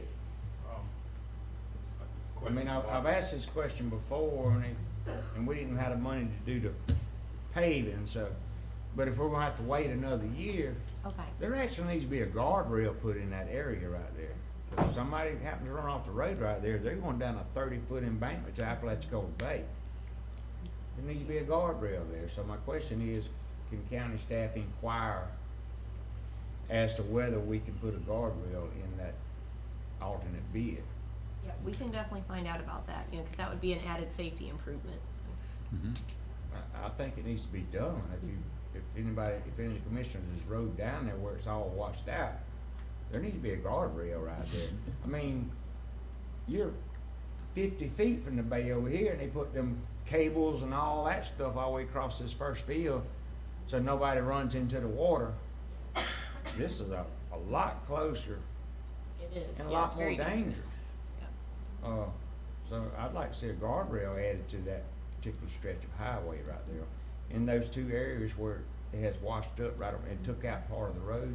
And I know we can't do that as part of our mitigation, because that's already done, and it wasn't there before, so you can't really ask that FEMA replace it. But if we get it put in there and it washes out again, then it would be considered. The guardrail is. Mark is telling me the guardrail is in there, Commissioner. It is part of Okay, this bid. because I've talked to Mark about Yes, this he before. said he like made I sure was just explaining it was to Aaron, included, but yes. That's a dangerous stretch of highway. So let's see what we can negotiate and get FDOT I rode to out there fund. yesterday where they're actually trying to do the mitigation project. And when you're on the road, you can't even see down there what they doing. It's just straight down. So I'm glad to hear that. And as far had as- a few constituents ask about it too, and I said, I've been working on it, but now I can say that is part of the alternate. That's good. Okay, well, that's a good thing. Yeah. Yeah, I mean, as far as the mitigation project, with the FEMA mitigation along there, we are unfortunately gonna have to, reduce down to one lane being open, just for intermittent periods of time, as they're actually filling in, because there was so much of the road was undermined during Hurricane Michael. Yeah, so we were hoping to be able to maintain both lanes of traffic open, but that's just not gonna be possible. It looked like to me yesterday they had Mr. Chairman, I'm sorry. Good. It looks like they had cut out some of the pavement Okay. on that right-hand side coming back into Franklin County, where Yep. I guess they had to go in there and add some dirt. They Yeah, they did. even compacted, so They that's did. good. Yeah, so they've actually cut out a strip of pavement there, I guess where the erosion was worse. It looks like they've repacked it, as part of their project, so I understand exactly what you're talking about there. Mr. Chairman, Yes, sir. this thing happened with a storm. They call them act of God. We didn't cause this. And the state know this. And if you ride down 38, I get that. That's right. If you ride down there, if you start, when I was a little boy, it was wide open, just bushes. But if you go from, I guess, Mocha, what the name of y'all place? 13 miles. 13 miles. 13 miles all the way back to to think you got houses wall to wall. There's more houses down there than there is in Appalachia just about. What they done built, people need to get down there. And they just storm tore up the road and they worried about the price. But they done went all over the state of Florida and fixed all the rest of them roads. Commissioner, all the houses are in Gulf County down there. I know. So they're coming from Gulf County, and Gulf County's done their road. Yeah, but it's still the state. It's Well, state I know highway system. It's a county road. Gulf County is a county road, and Franklin County is a county road. They dumped it on us back when they made the change in the 70s. So ours is the new 98. Yes. State highway. Yes. Okay. Yeah. So we did have a motion in a second, didn't we? We did. No vote. Yep. Okay. All right, all in favor? Aye. All opposed? That is unanimous. All right. Up next, Ms. Erin Griffith, Fiscal Grants Coordinator. Okay, Commissioners, item A, Franklin County had submitted a hazard mitigation grant application for the acquisition of the old Alligator Point Fire Department. The county was pursuing this grant in hopes of being able to eliminate a dangerous curve on Alligator Drive by relocating the paved road across the .81 acre site. Upon review of the federal restrictions placed upon acquisitions funded by the grant program, the HMGP program is not a good fit for the purchase, as it would require property to remain as open space and would not allow for the construction of a paved road on the site. It is my recommendation that the board withdraw the application and seek alternative funding sources for the acquisition of the old Alligator Point Fire Department, and ask County Attorney Michael Schuler to proceed with negotiating a sales contract for the two lots with the contingencies that the county is able to locate a funding source and the appraised value. A sales contract with a sales price will be a necessary component for the county to locate funding. The program restrictions are outlined below from the original HMGP application. I'm requesting board action to authorize the chairman to sign the official letter of withdrawal and authorization for County Attorney Michael Schuler to begin negotiations to get a valid sales contract in place. Before the board acts, I'd just like to put it for the record, this application was part of a package of applications which board member Frank McComb, they have been hired by the state of Florida, and you may remember they came down and made several presentations, and they put together a packet, and they're the ones that initially started us on this HMGP path. So I have to say that I agree with Aaron's assessment of what the risks are, but we got down this path because some consultant, recommended to us by the state and paid for by the state started us on this path. Now, there's another funding source, and we've talked about it briefly. The American Recovery Act can actually pay for this acquisition. So there is another funding source out there. It's not as we're going to have to back up and use county money. But I just want to make sure the record reflects that we went down this path based upon applications and recommendations generated by Frank McComb, a consultant hired by the state of Florida on our behalf, to get these things straightened out. So that's how we end up where we're at. So move. Motion to approve by Commissioner Bolt.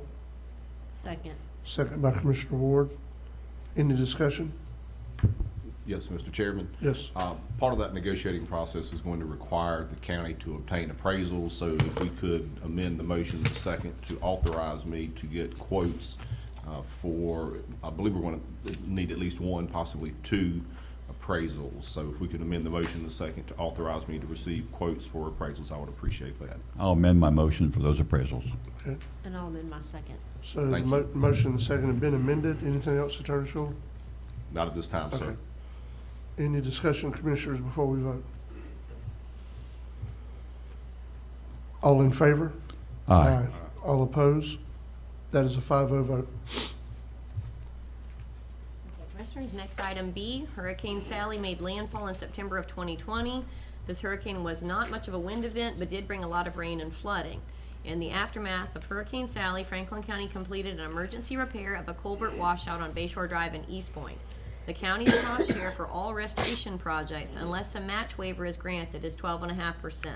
The waiver may or may not be granted, but it is advisable to ask, as FEMA projects are slow to be reimbursed and the Hurricane Michael projects are ongoing.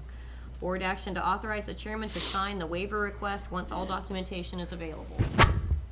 So moved. Motion to approve by Commissioner Parrish, Second. second by Commissioner Lockley and Commissioner Ward. Any discussion? All in favor? Aye. All opposed? That's unanimous. Next item C. In 2021, there was a change in program guidance for the Restore program. Initially, Treasury preferred contracts with consultants to be a fixed fee arrangement. However, the new guidance recommends a fee based upon actual billable time and materials.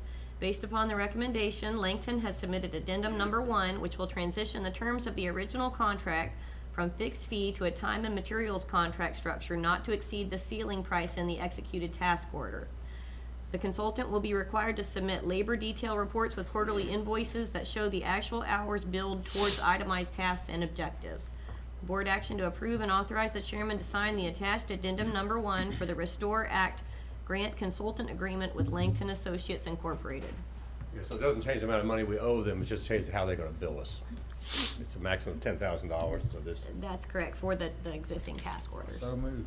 Motion to approve by Commissioner Parrish, Second. second by Commissioner Lockley and Commissioner Bolt. Any discussion, commissioners? Seeing none, all in favor? Aye. All opposed? That is unanimous.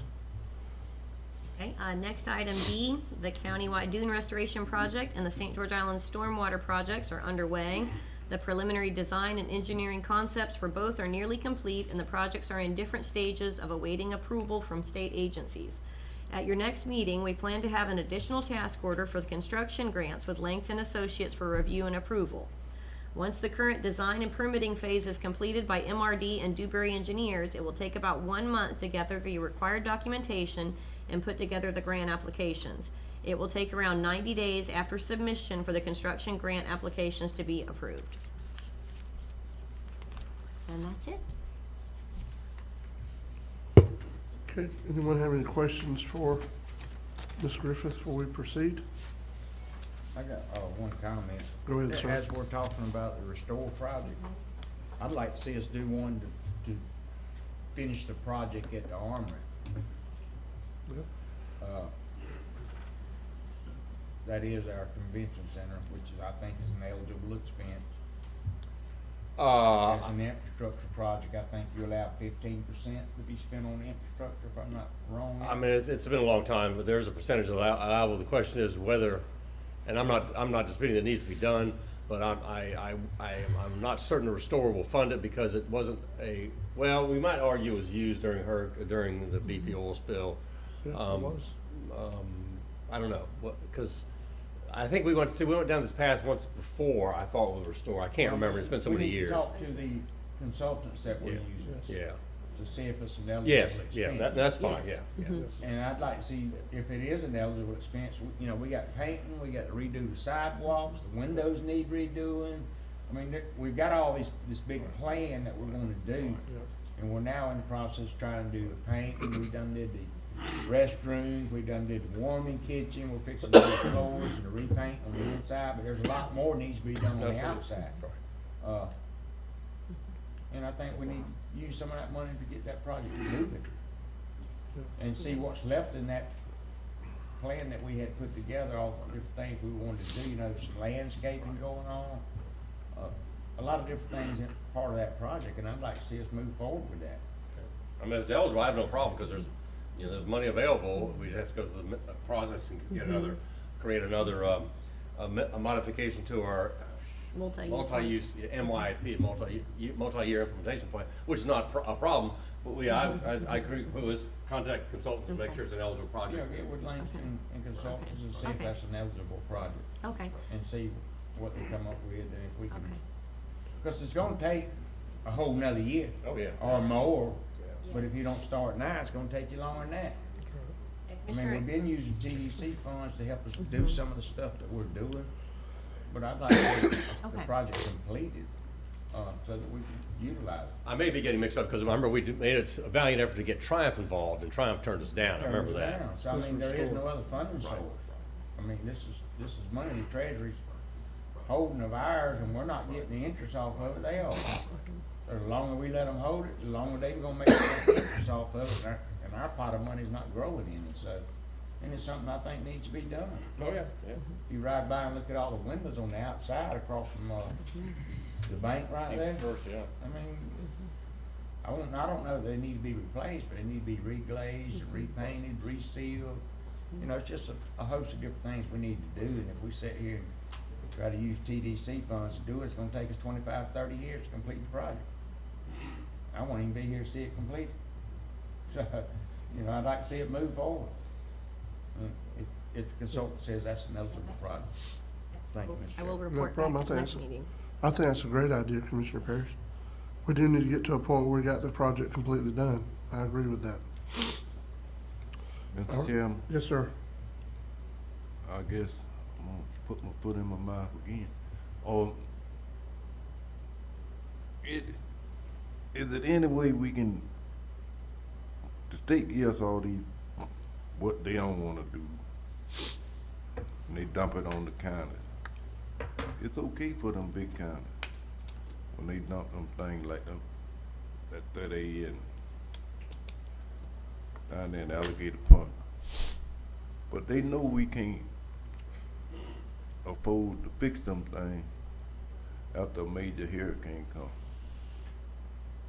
It ought to be something, I don't know what the proper procedure, but it ought to be something that can get things done faster than what they do it. I don't know.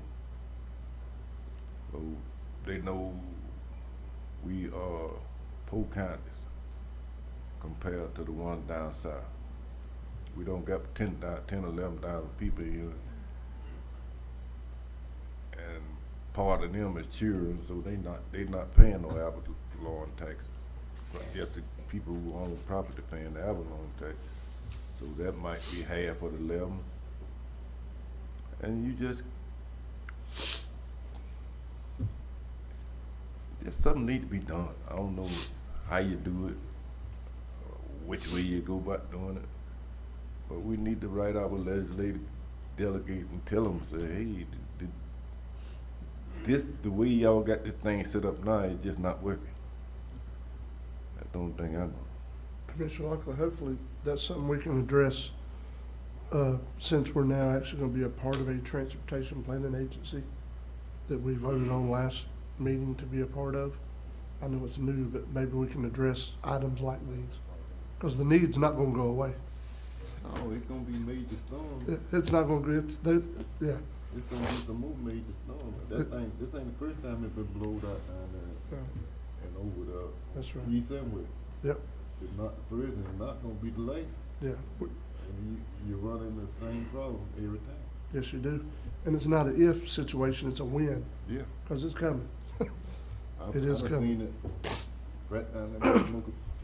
Commissioner Perry talking about that drop off.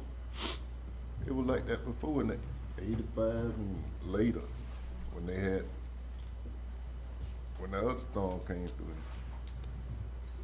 The one came through East Point that time when that water backed up. Yeah, that's right. And we can't afford to do it. It just, it should be set up better than what it is. I don't know how to do it, but it need to be.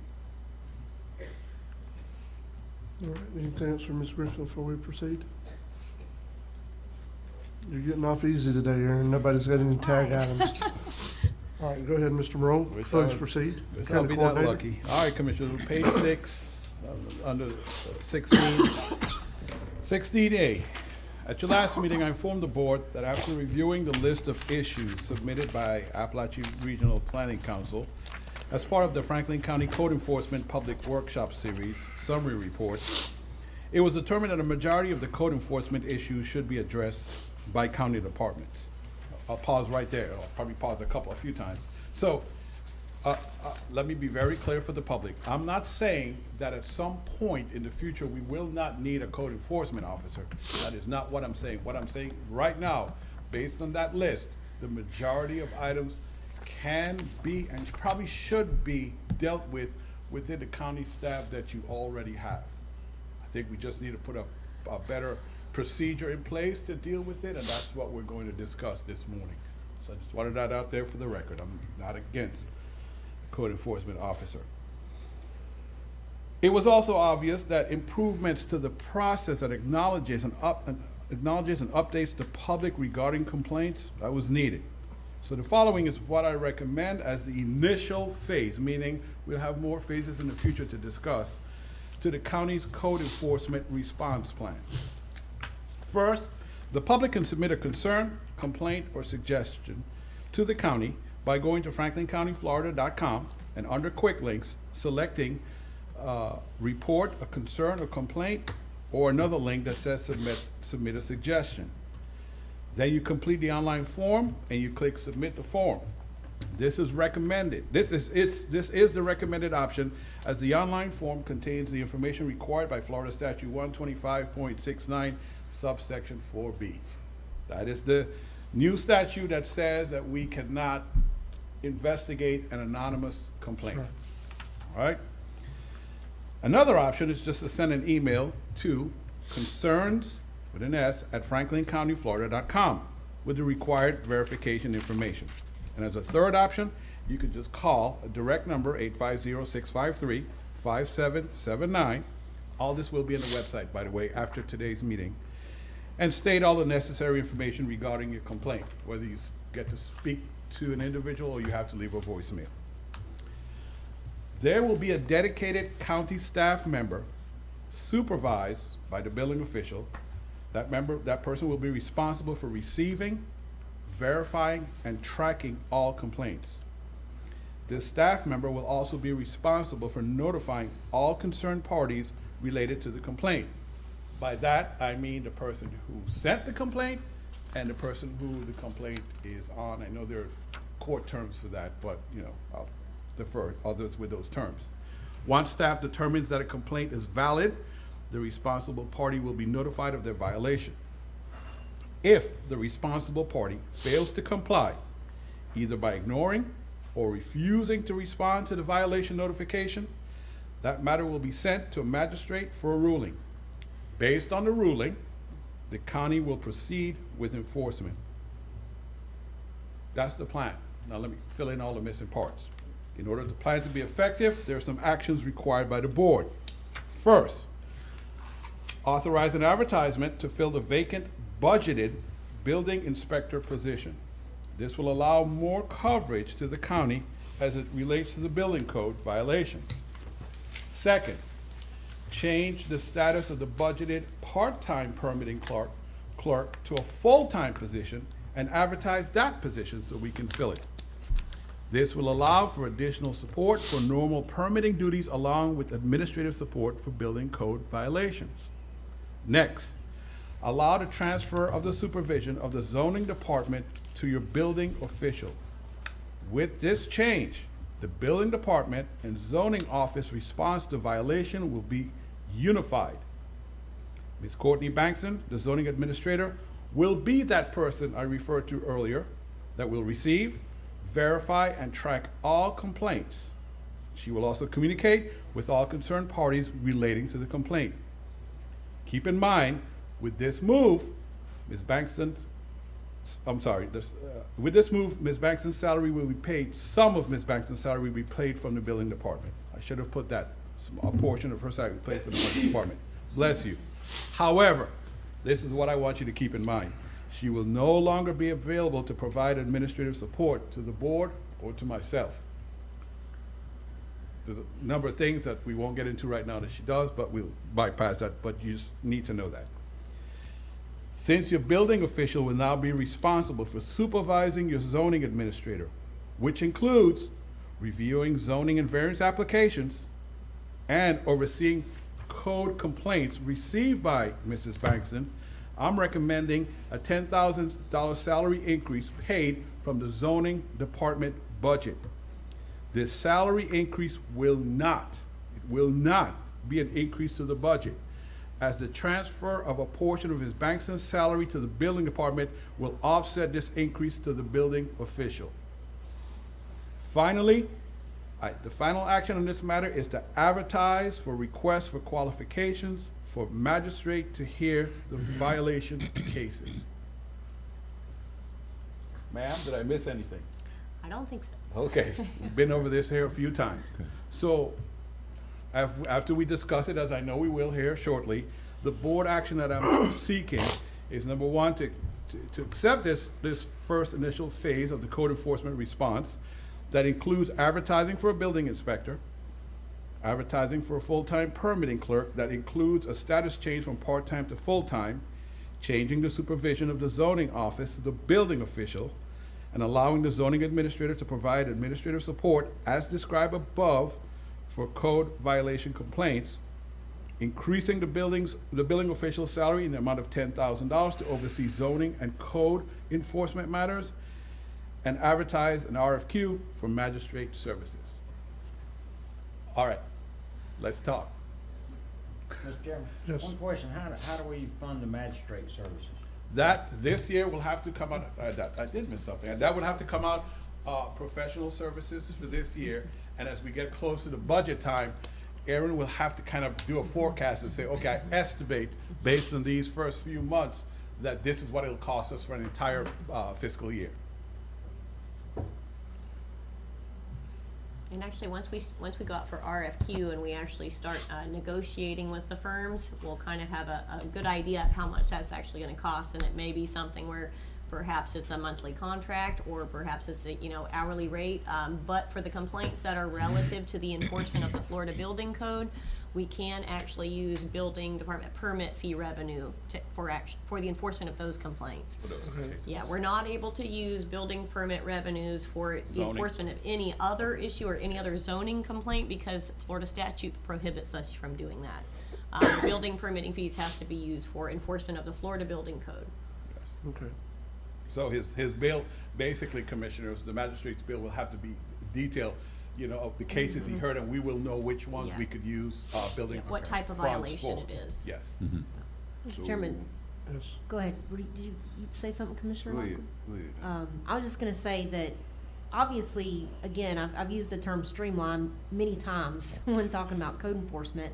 I think this will streamline it. Our building official kind of already right now goes out and is kind of, I don't want to say code enforcement officer, but he does look at things, and that's already added to the enormous amount of work that he already has on his plate. So I think that, this is a good start. I do want to emphasize the new Florida statute. Had somebody reach out to me about a complaint, and I explained to her, she didn't want her name involved. I said, look, I can't help that. That is a Florida statute law. The state has nothing to do with the county. So any code enforcement violation or any concern, zoning code, whatever, has to be per Florida statute. It can't be anonymously anymore. So I just want to make a note for that for the record so that people can't call in when they get upset because we have to get their name, or Courtney has to contact them, or Ms. Banks and whoever has to contact them to get the complaint. So I just want to make a note for that for the record as well. So, Mr. Chairman, because of Commissioner Ward, what I'll do, as you say that, as I put this in a very shorter narrative on the website, I will put a hot link. So they could just click it and it'll open up the statute and they can read it for themselves. I think that's a great idea. Yeah. 'Cause And it'll also change, Commissioner Ward, it'll change some of, honestly, how we relate to constituents that have a concern. It's gonna be, I can't go and fill out that for them. You know what I mean? They're gonna need to be directed to filling out the paperwork or the complaint or however, in whatever format works best for them, because we're looking at potentially several different formats. So, yeah, that's important to notice. Well, Mr. Chairman, Yes, sir. How much all this gonna cost? I mean, We don't know yet. It will, the magistrate will be the only cost above whatever we pay right now. So the cost, and that, Commissioner, unfortunately, I cannot answer that question for you today.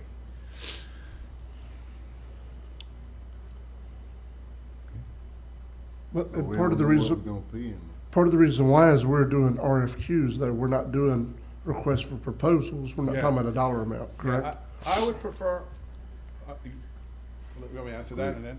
I would prefer RFQs because it allows a committee to review the qualifications. Right.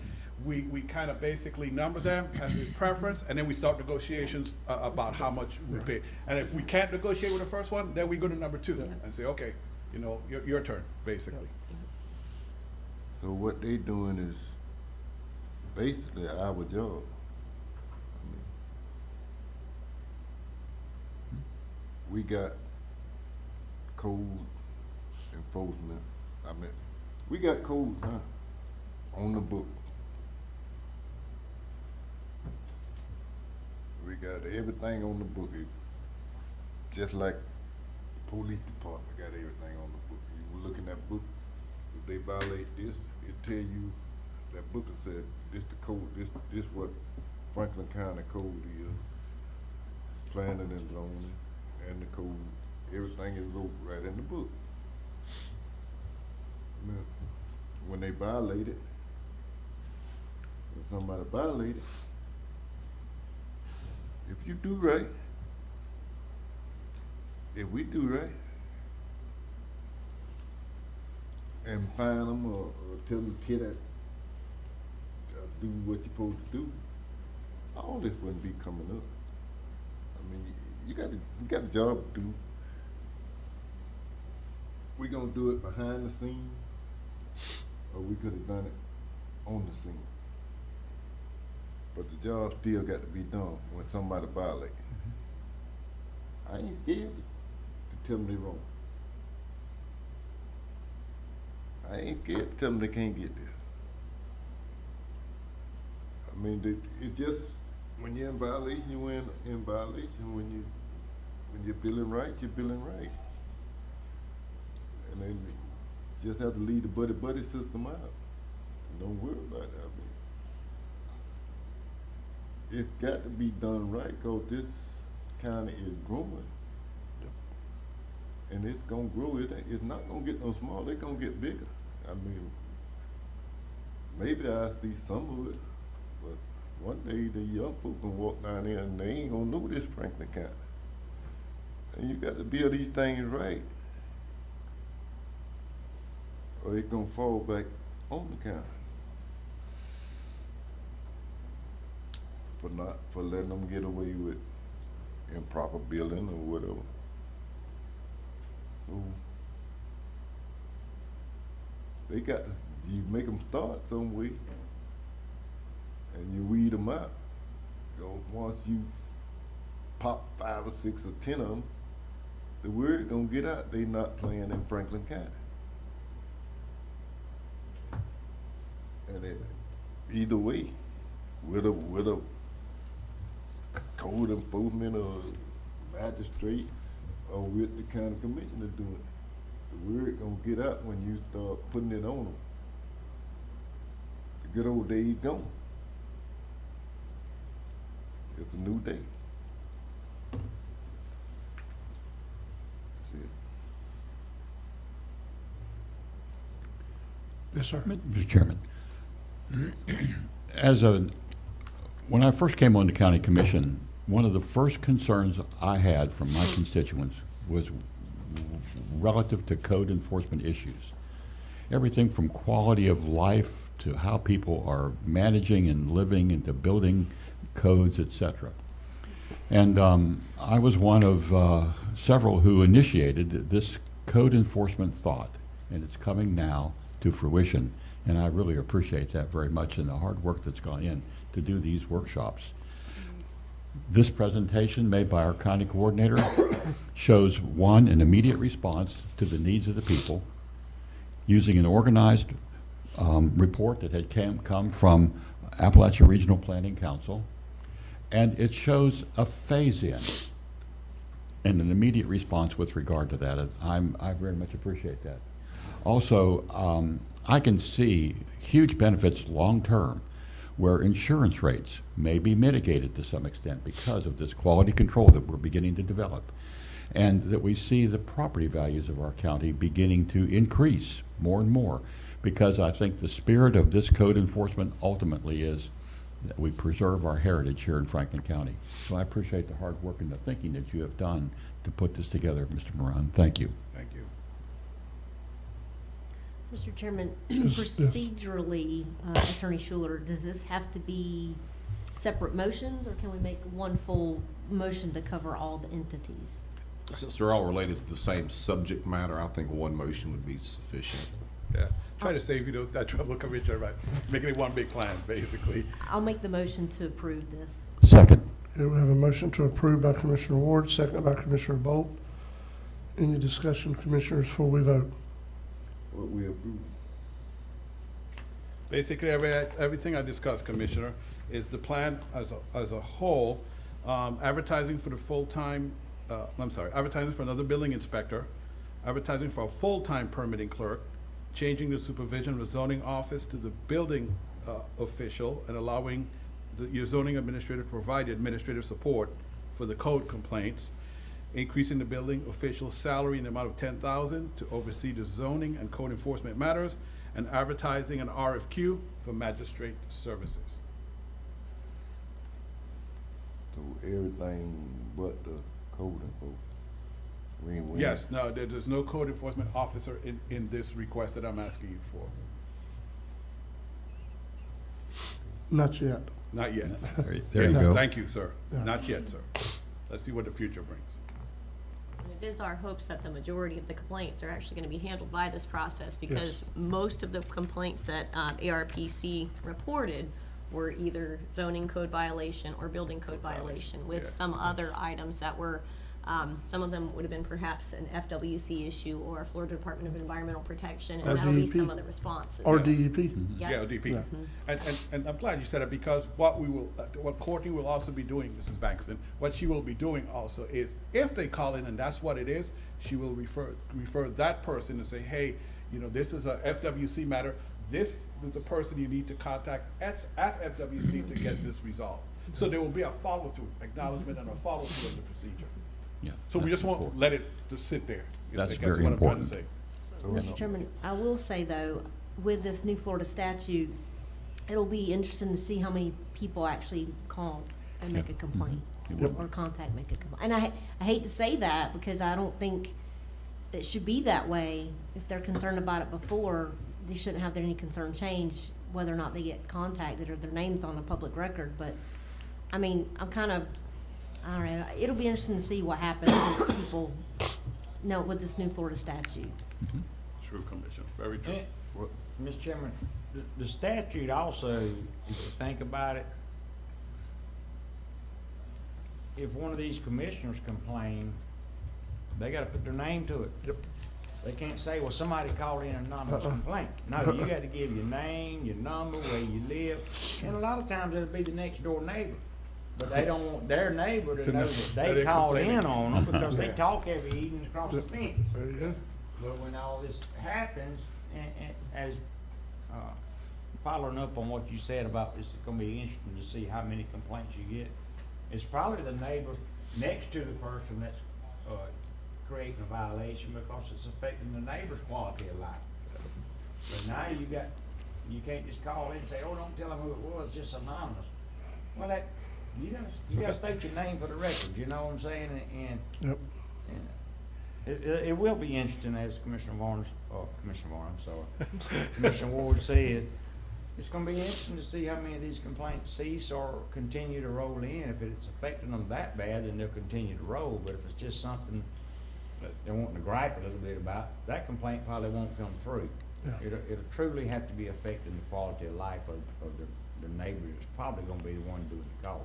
I think what's going to be interesting too, Commissioners, is, and Attorney Schuler, I'm going to use this term, I've heard it in court before, how many people come and complain with unclean hands? In other words, they are violating themselves, Right. but kind of want to complain on somebody else. Right. That's an issue we run into more often than you guys realize. More often. Can I ask a question? Yes, sir. Well, at the end of the day, when we do this, the magistrate still got to come back to us and we got to okay it, right? Yeah, I'll let Attorney Schuler answer that question. At the end of the day. In part, that'll depend on how the board ultimately sets it up, but what I'm envisioning is a magistrate that makes a recommended order back to this board, but it doesn't necessarily have to be that way. Some of it you would fall that way. For example, it could be set up, to use your animal control as an analogy. You have an animal control board, you have the officers in the field that issue citations. If someone wants to challenge that, they then have an opportunity to come before the animal control board, or by analogy, the magistrate. If someone is unhappy with the animal control board, they don't appeal to this county commission, they go to court. So the magistrate system could be set up the same way. It could be set up so that the magistrate sends a recommended order to you, and then this board makes a decision whether to accept the recommended order or not. What I would envision is if you go the route of a recommended order, you know, absent a fundamental error of law or fact, then you would be required to uphold the recommended order. But there's certainly some flexibility in who the final decision maker would be, whether it would be this board or the court. Well, we need to put that in there today, so that we'll know either we gonna handle it or somebody gonna handle it. I don't think that decision necessarily has to be made right now. I mean, you're just putting the parts in place to move forward. Now ultimately, we'll have to, I think, look at adopting an ordinance and creating some procedures and things of that nature. So there's a further step down the road. I think what I would interpret Mr. Marone's request of the board today is you're building an infrastructure to move toward ultimately a code enforcement system. Yeah, Commissioner Lockett, you're right. At some point, we're gonna have to put this, like the attorney says, codified, put it in ordinance form, so that, you know, because if we get challenged, they're gonna wanna see the ordinance, so, you know, so. I think we need a little bit more than the minutes from today's meeting to go to court with, so yes. Oh, and by the way, there's never been a good reason in my mind to recreate the wheel, so let's find another county and that's been challenged and upheld in court, and let's just copy what they've done. Okay, any more discussion before we vote on this motion? All in favor? Aye. All opposed? That's unanimous. All right, Commissioners, we're all the way to the next page, page 7. At a previous meeting, the chairman asked about the possibility of having the senior prom at Fort Coombs Armory if it didn't conflict with the project's construction schedule. Last meeting, I reported that based on the advertising, bid opening, and contract negotiations, construction should start sometime in May after the April 23rd senior prom. Since the last meeting, I discussed with the State Fire Marshal's office what would be required to increase the maximum capacity to 125 people for this one-night special event. Fire Marshal office agreed that if volunteer firemen act as the fire watch, and we got some school monitors, school personnel, they will provide crowd control, and the second floor balcony is closed to all, a maximum capacity of 125 attendees will be allowed. Are there any additional stipulations the board would like considered before I notify the school district? Michael, I would say that other than just crowd control, they're gonna have chaperones at that event anyway. Chaperone's a term I should have used, yes, sir. You know, they're gonna have chaperones there. Mr. Chairman, I'm sorry, so, believe it or not, the State Fire Marshal office says there's actually a 1-hour video they would want the chaperones to watch for crowd management and control. But I will send that to the superintendent after today's meeting. That shouldn't be a problem. Well, you know, Mr. Chairman, Yes, sir. do they still go upstairs and take pictures? No. They won't be able to. They won't be able to Will with not be this. able to. I know they used to. Yeah, but the Yeah. second floor, the balconies are not stable, and so that's an agreement. We have to agree to that. Okay. Before they allow us to increase the, actually, we have to agree to it now, even if we do Yes. something with the 50 Yes. people, so yeah. Let them know that, 'cause that's what they used to. Mhm. Some people used to going up, taking the pictures of their children. Yes. So if they let them know what's happening and before they get to be fussing. Yes, sir. Been going up there, you know how that goes. I know. Been there, done that, sir. So do we need to vote on anything? No, or- I just want to make sure you guys didn't have any more restrictions, so we're good.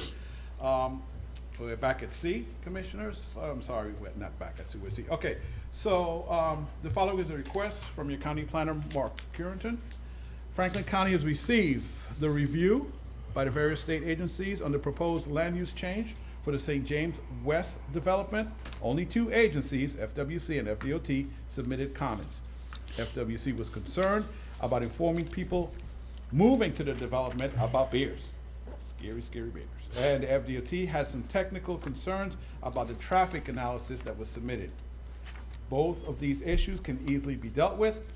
Mr. Superintendent recommends that the board proceed with a public hearing on March 15th to consider adopting the land use change and the proposed PUD ordinance that will change the zoning on the property. Board action to set the public hearing. So move. Motion to approve by Commissioner Bolt, Second. second by Commissioner Ward. Any discussion? Yes, sir. Yes. Go ahead, Commissioner.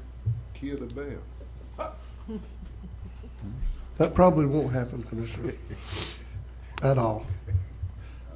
Do you have something, sir? Yes, sir. I was going to say, instead of a motion to authorize a public hearing on March 15th, maybe change that to just a motion to authorize the public hearing on the ordinance, just in case there's some newspaper glitch and it doesn't get advertised in time. We'd hate to have to wait another 2 weeks to come back to the board to authorize a public hearing because it was specific for March 15th. So okay, just a more general authorization is all right. all I'm suggesting. So you want to amend the motion to not include the March 15th date? Just a motion to authorize the public hearing on the ordinance, and whether it's the 15th or the next meeting, just as soon as it can get properly advertised and back to the board. Okay. I'll amend my motion. Okay. You amended your motion. Who made the second? Didn't you? Was it you, Commissioner Ward? Yeah. You did. Did I make the? St. James. Okay, I'll amend the second then. Okay. I think so. What I did. Yeah. Jessica's nodding You did. yes, so I'm sorry. Is it Ms. the Gay same is nodding yes, so apparently Is it that the is same correct. developer? Oh, thank you. I appreciate that. I didn't realize it was. Commissioner Bolt, you would probably need to abstain. I understand this developer is the same one that you have that rental relationship with that we have. I was wondering about That that is correct, relative to this particular. Yeah, I think subject. let's have a new motion and a new Okay. second. Thank you, Commissioner Parrish. I'll make the motion. Second. You'll make the motion to be seconded? We got that. Yes, I do. So we have a motion by Commissioner Ward, second by Commissioner Parrish, that involves all the discussion we've had previously about setting a public hearing to hear this ordinance at a date to be yet determined, but as soon as possible. That Yes, covered? Any more discussion before we vote? All in favor? Aye. All opposed? That passes 4-0. Item, wait, let me make a note, because we have to do that exemption form for Commissioner Bolt. I'm sorry about this, making a note. If I don't, I'll forget. Okay, item D. This request is to consider the designation of yours truly, Mrs. Erin Griffith, the Fiscal Manager Grants Coordinator, to the role of authorizing official for the Restore Act program. This designation authorizes the ability to legally bind Franklin County, imagine that, Erin, to execute the Restore Act direct component grant applications and/or amendments to existing grant award agreements funded by the U.S. Department of Treasury, and oversee the development and submission of all grant applications and/or amendments to existing grant award agreements on behalf of the Franklin County Board of County Commissioners. In other words, she's responsible. This designation officially replaces the current authorizing official for Franklin County's Restore Act program, which was Mrs. Courtney Bankston. Mrs. Bankston will transition out of the position effective immediately upon your approval. In this role, Mrs. Griffith will oversee the administration of Restore Act programs, implementation of all Restore Act funded projects, and management of the Restore Act grant consultant.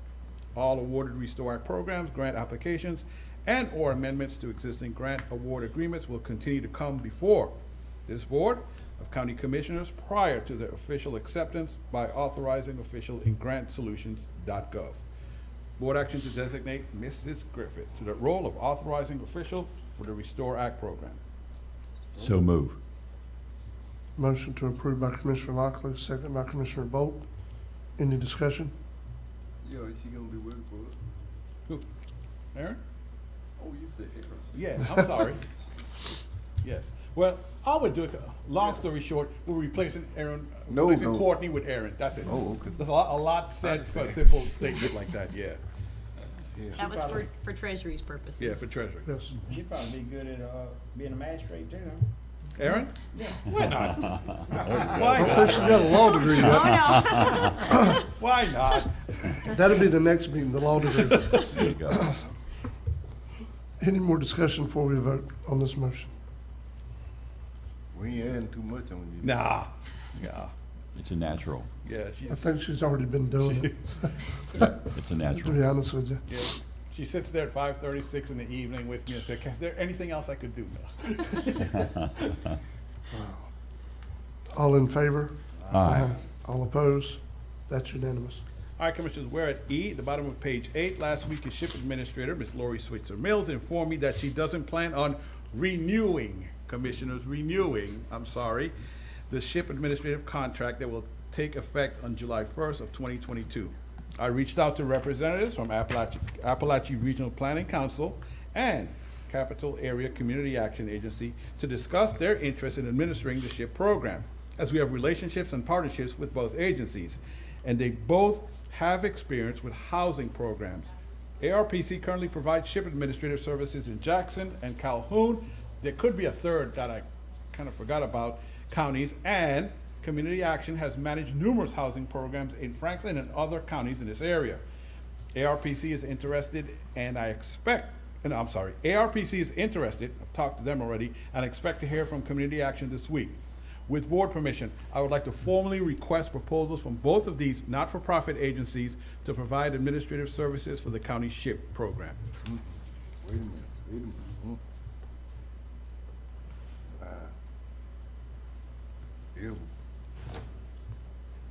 If the lady don't change her mind, is she done put in paperwork yet? Well, she said, it was a contract, so that she's not like retiring from a county job or anything, it's a contract. So she sent me an email saying, She won't be. Yeah, she said, I'm not renewing, I have other plans with my life I wanna do. Well, my thing is this. I don't like us just putting this open to two people, two unit entities, two entities. This should be a wide open across the board.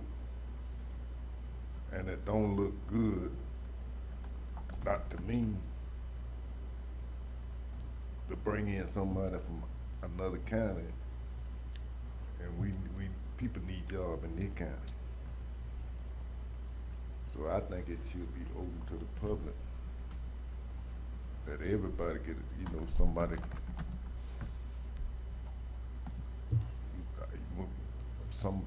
somebody could be home right now and the work in these departments, and they wanna put in.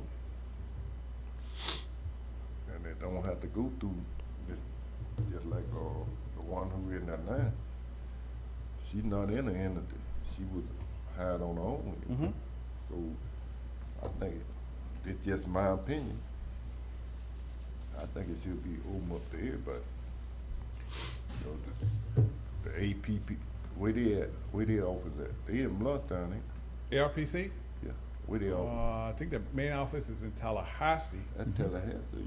Tallahassee got plenty of jobs over there. Right, that's not, and I hear you, and that's not saying that they couldn't hire somebody local. A community action agency has like 3 or 4 people, if not more, from Franklin County working for them right now. I mean, it's okay for them to put in for it. What I'm saying, I don't care about them putting in, but I just don't want it to be set up for them two, but just them two. Okay, so I would like to see it set up for everybody. Okay. And whoever get it. I'll say this, if we go out for RFQs, you can't, it's not really request for proposals because it's a 10%, they'll get the 10% from the thing, that's a given. So we don't need to know about how much they'll bid for it. If you go out for bids, know that neither ARPC nor Community Action, they cannot submit a bid. They cannot compete with people in the open market. So it'll basically either dealing with an agency that you've dealt with for numerous other programs that have the experience in housing programs, or you put it out like Commissioner Lockley's asking for individuals to come off the street and send us tell us why they're qualified to run the SHIP program, what experience they've. Mr. Chairman, that was gonna be my question. If you open it up to the general public, do they have the experience in doing this? That's. The thing with the ARPC and the community action is, are they gonna have an office in Franklin County where people's concerns, just like Lori, that people go to her office every day and ask her, well, do I qualify for this? Is there gonna be somebody here every day that these people can go and talk to? Like they've been doing. You understand what I'm saying? I don't want somebody trying to run our SHIP program out of Tallahassee, or they need to have an office or representative here where people can come and talk to whoever it is that wants to apply for a SHIP, you know, whether it's down payment assistance, whether it's rehabbing their home or rehabbing whatever. They need people to talk to here. That's my concern. And you stated that both of these, the ARPC and the community action, has experience. So, you know, that's another concern I had, is to make sure they know how to operate under the guidelines and the statutes and everything that you gotta follow to administer this money. You know, it ain't just like somebody off the street can come in and do this. You need to know what you're doing and everything that governs what you're doing, or have some kind of experience. And you could do that through an RFQ, I guess, request qualifications, but when you do that, they need to have an office here in Franklin County, Carabel, East Point, or Appalachia, somewhere where somebody can go and talk to them and ask questions, you know, find out if they qualify for a certain program or get on the waiting list. All that don't need to be done on no telephone. They need to have somebody here, whoever selected. And that would, Michael, that would actually be something that we wouldn't find out unless they could do a proposal, correct? What they're proposing to do, how they're proposing Oh, you to mean, do. yeah. For either one of the entities. Either which path we Yeah. take, yes, you Yeah. won't find out what it is unless they submit, either dealing with one of these, not for non-governmentals, I guess, agencies that we can deal with, or going out like what Commissioner Lockley's asking for, going up to the public for RFQ. Either which way, until you get the quotes, we won't know. So, I mean, Commissioner Lockley, I apologize, but my intent was to go with somebody that has experience, that I know could get with Lori from right now and start, you know, and start working towards the July 1st date when they have to assume the responsibility of the program. So. Oh, what I'm talking about is, well, if you do, you're still limiting it, in my idea, to two entities. It's more people out there that do the same thing. I mean, and you just said them two there. But you got other people that contract and doing the same thing. And they won't be able to put in a thing. Well, I will say most other SHIP programs, well, you know, the bigger counties have an office. I believe Gulf County's SHIP program is run through county staff. I think their Veteran Services Officer doubles, I believe. That does sound correct. Yes, he does a SHIP program there. You know, ARPC does Calhoun. God, I think they do a third one, I do believe. I can't remember what I talked to Chris about. And so, yeah, there are not too many that probably have like a private contractor individual like what we have now with Lori doing it, you know. But again, it's up to the board. If you guys want to go out to public for RFQs, look at those quotes and see if you like them or you don't like them, and then we circle back to ARPC and community action. I mean, that's kind of an option for the board to look at. Or you can, the other way around, you can look at community action and ARPC, decide if you like those quotes, and then say, nah, let's go out to public. But I don't think we could do both at the same time, because they cannot compete with people in the free market, if I can use that term. That they're not allowed to do that, because they're here to support government agencies, one way or the other, counties, cities, etc. That is their role, but they have to be asked to do that. They cannot respond to our, Mr. Chairman, Yes. I'd like to make a motion, we table this issue for today, take it up at the next meeting, so you can research, address commissioners' concerns, and then we try to move forward at the next meeting on exactly which way we want to go and how we need to take care of this issue. Okay. Okay.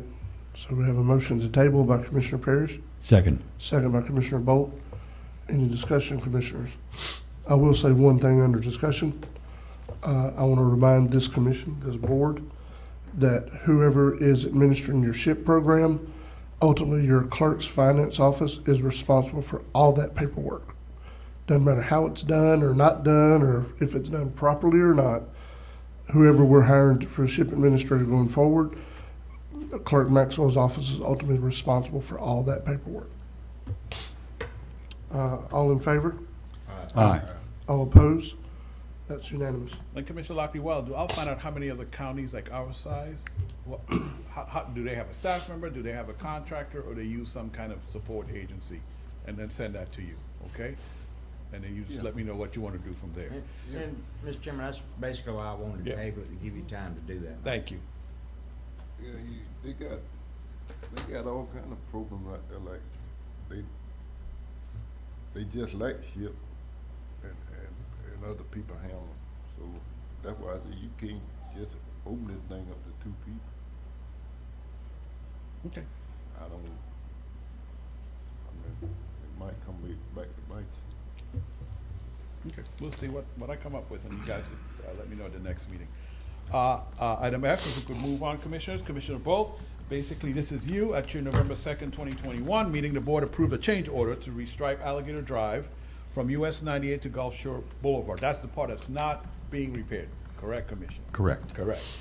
The board approved this change order allowing the use of paint. However, after some consideration, Commissioner Bolt would like to upgrade from paint to thermoplastic placement on Alligator Drive. The quote to install thermoplastic is $70,063.75. Commissioner Bolt would also like to pave and stripe West Drive. The quote to pave and stripe West Drive is $64,150. Both projects are change orders to the original paving project and will be paid from District 2's paving funds. I need action to authorize the chairman to sign both change orders, the one $70,063.75 for Alligator Drive and $64,150 for West Drive. You got the money, right? Yep, he has the money. So moved. Motion to approve by Commissioner Lockley, Second. second by Commissioner Ward. Any discussion?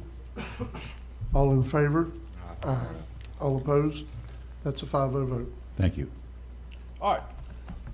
About a week and a half ago, I forwarded an email to each of you from Mr. Roy Baker at Opportunity, Florida, informing the county, and I quote from his email, Florida Trend Magazine, June 2022 edition will focus on rural Florida economic development and are greatly reducing ad space so our rural counties can advertise.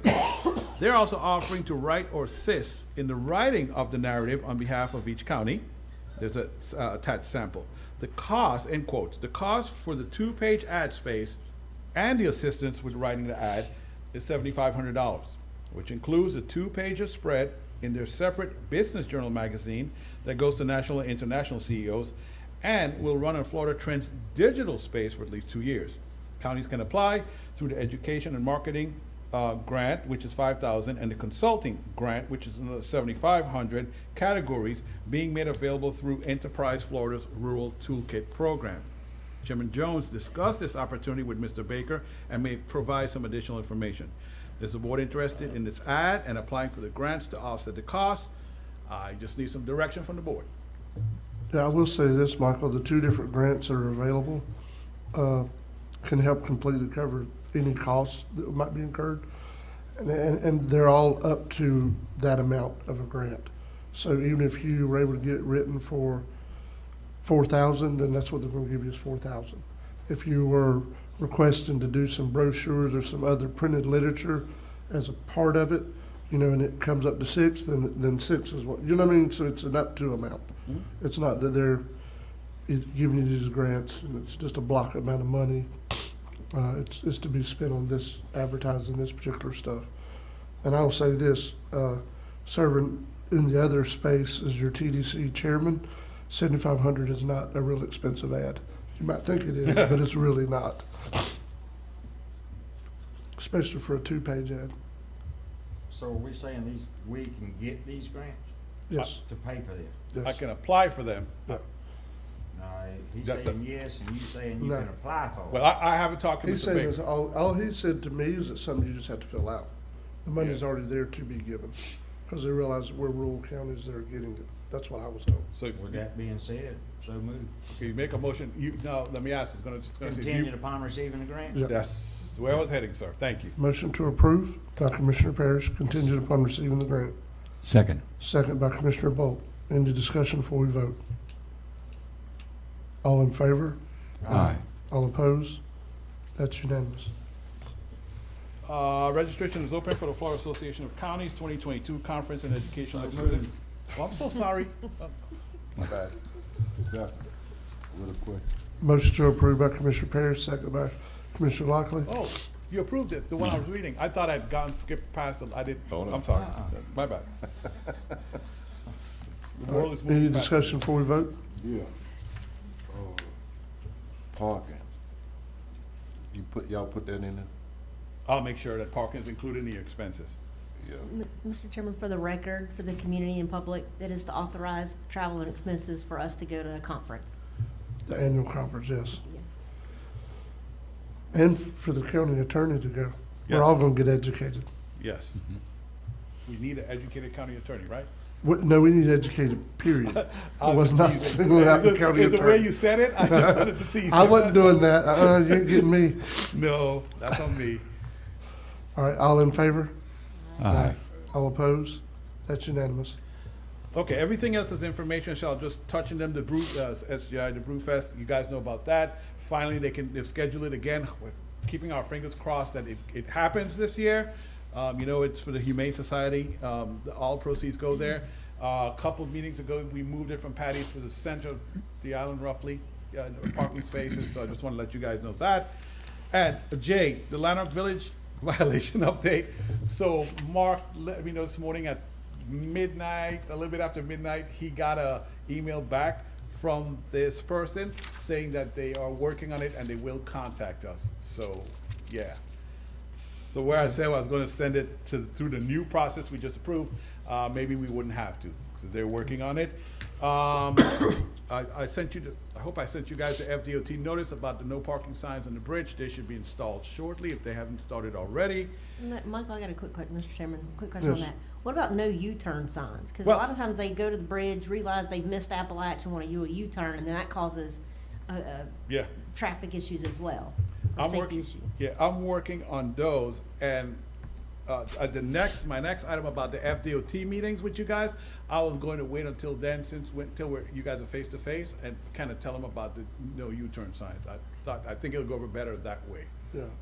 At some point, but yes, that's a So problem. the other thing, if you're going in the flow of traffic and you try to do a U-turn with traffic behind you, you're breaking the Florida law to begin with. Yeah, No signs will help that. especially with the double yellows, yeah. Yeah. Sure enough.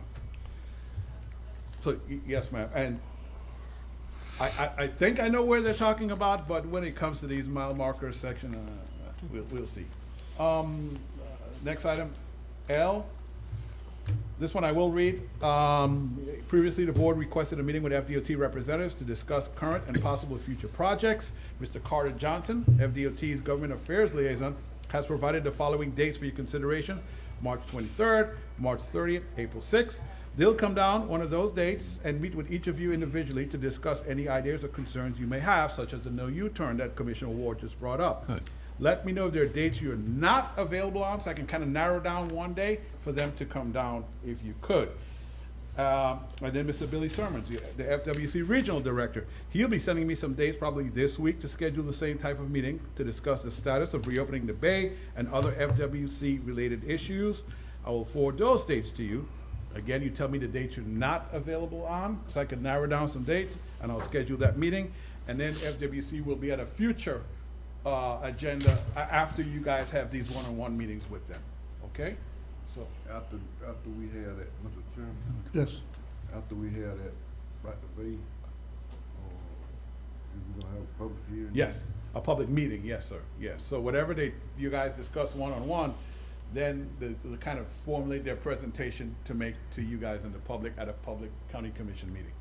Mr. Chairman, Yes. I wanted to reiterate The purpose of Billy's sermons from FWC coming was something that we initiated back last November to request from FWC, who is in control of the closing of Apalachicola Bay, to consider giving for the people in mother tongue language a progress report on at least every 6 months on how that bay is progressing toward the potential of opening. Something that's understandable and printable in our paper. That's the purpose of that. All right. Commissioner, my last item is Commissioner Jones' request. This is just for the record that he's changing his devices. He thinks he would prefer an iPhone rather than an iPad. He could serve his constituents, and also he sits on a few boards, and it makes it a lot easier for him to respond with the iPhone rather than an iPad. And I'll be making that switch sometime soon. I'll put the other iPad, as you see, how I basically repurpose them to use it for Zoom cameras for these meetings, and for P&Z meetings, and for TDC meetings. Yeah. And I think that's it. Anyone have any questions for Mr. Morone before we proceed? Did enough damage today, huh? We'll find out in a second. Anybody got anything else for Mr. Morone? Yes, you have, sir. It appears you have. It's to see Attorney Schuler sit there and smile like, yeah, sure he did. So up next is County Attorney Michael Schuler. Mr. Chairman. Oh, I'm sorry. I didn't see your hand up. I do have one more informational update that just Okay. came in. The county will be able to repair the busted bumpers at the St. George Island boat ramp. However, the ramp will be closed for use from March 7th through the 11th. That's a Monday through Friday time period, and we'll get a message board on site to make sure that all users are informed in advance of the closure. But that will eliminate one safety concern, because we did have some lag bolts actually sticking out without a bumper that would, cause some pretty serious damage to boats. Good.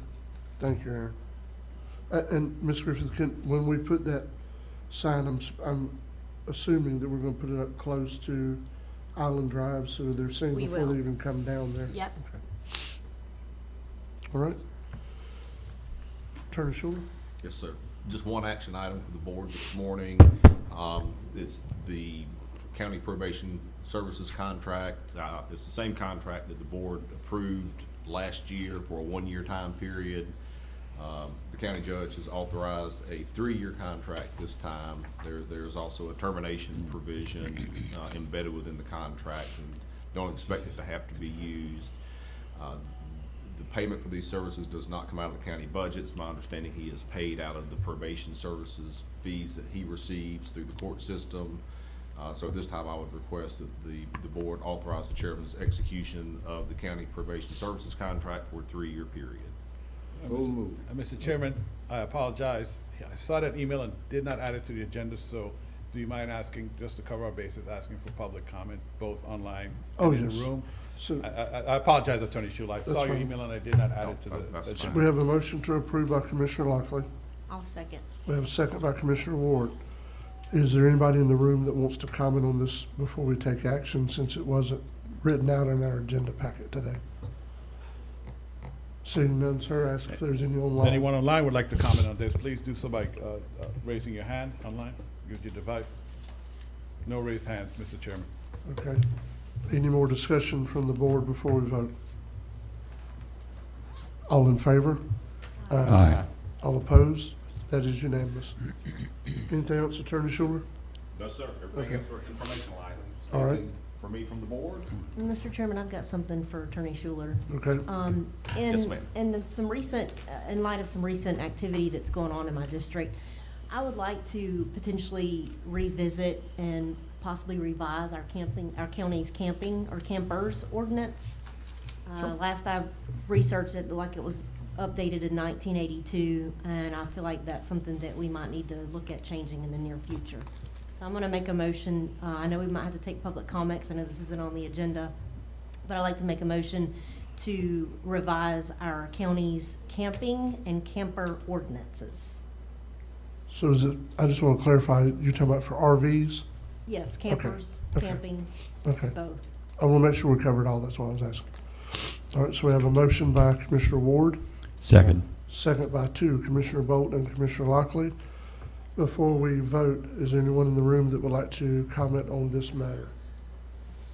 This is the time for public comment, public input, since it was not on our agenda. What about online, sir? Anyone online would like to comment on this? Please do so by raising your hand. No hands raised, Commissioner. Mr. Chairman. Yes. So, just in part for the record, in part for the clarity of my understanding, when we say look at potential revisions to the 1982 ordinance, this in terms of our experiences the last several years with enforceability and, you know, things that worked 40 years ago may not necessarily work today. So my task is to work with staff, come up with a proposal and bring it back to the board to consider, and then possibly set a public hearing. Is that correct, Commissioner Ward? Yes, that's correct. Yes, ma'am. Okay, thank you very much. All in favor? Aye. All opposed? That's unanimous. Thank you, guys. All right. Anything else for Attorney Schuler? All right. Commissioners' comments? I got one. All right, go ahead, sir. You know, we as commissioners, we do the best we can. We do a good job. I try, y'all try. We do good job. But I'd like to come up with a new slogan, which is, instead of saying at all these meetings we go through it, saying we gonna, I'd like to see some of these meetings come up and say we done. That way we'll be showing the people we done some progress. But all this gonna, and it don't happen. That's just like that hospital 20 years. We gonna, different things. We gonna fix this, we gonna fix the armor, it haven't, we gonna. I just think it's time to get on this tube and say, well, we done this. And I think it'll be better for everybody. That's just my opinion, one man's opinion. What's y'all? If I may, Mr. Chairman, I think that goes hand in hand, commissioners, I should say, that goes hand in hand with the work I'm doing in the background to create this online tool where people can see the progress of projects that we've done. But you're right, sir. So once I get that up and running, no, you're right. We start to need reporting on, this is what we've actually done. Because we have a tendency to discuss what needs to be done and not what we've actually accomplished. You know, we kind of get it done and then we move on to another fire, basically, you know. Right. So I hear you, sir, and I will keep that in mind as we work on this, because it'll be easy, if I have what in mind to get done for this reporting, the way we track our projects, it'll be easy to be able to run a report, include it in your packet, put it in the public, you can see it on the agenda, and then I guess I'll have to report on it. Commissioners, here are the projects in this quarter or this 6 months, whatever we want to say, that have been accomplished by the Board of County Commissioners. And not just totally accomplished, where we've progressed on particular projects. That's what I'm hearing, Commissioner Lockley, that's what you want. Yeah. Yeah, because you guys do a lot of things that people take for granted. I have to agree with that. That is very, very true. So I'll work on that, sir, okay? Any other commissioner comments? Yes, I sir. wasn't saying that directly to you. No, I hear you. No, but you're right. When you're right, sir. Commissioner Vogt. Thank you. I wanted to put in perspective the recent State of Florida Fire Marshal's Office visit to the St. George Lanark Village Fire Department. This was initiated because one law enforcement officer happened to see some inappropriate driving of a fire engine by an individual allegedly who was not qualified to do so. In my conversations with the State Fire Marshal, the purpose of their arrival here in Lanark Village was educational, not punishment. Educational, not punishment. And they arrived in a very methodical method of doing what's called a site survey. That survey is formalized in terms of issues of compliance in a safety issue environment. there are compliance issues, and if there is a deficiency, that deficiency is formally described and illustrated, and then there is a plan of correction. So this again is the spirit of a therapeutic visit with education in mind. And I wanted to put that in perspective, that from where the Lanark Village Fire Department is coming from. And that's the comment I just wanted to make for that record. So basically, you didn't spoil a surprise. There was no surprise. Their intent was to No notify surprise, everybody. no, not at all. Because that was kind of reported or insinuated, so. yeah. Any other Confirmed. commissioner comments? All right. Meeting adjourned.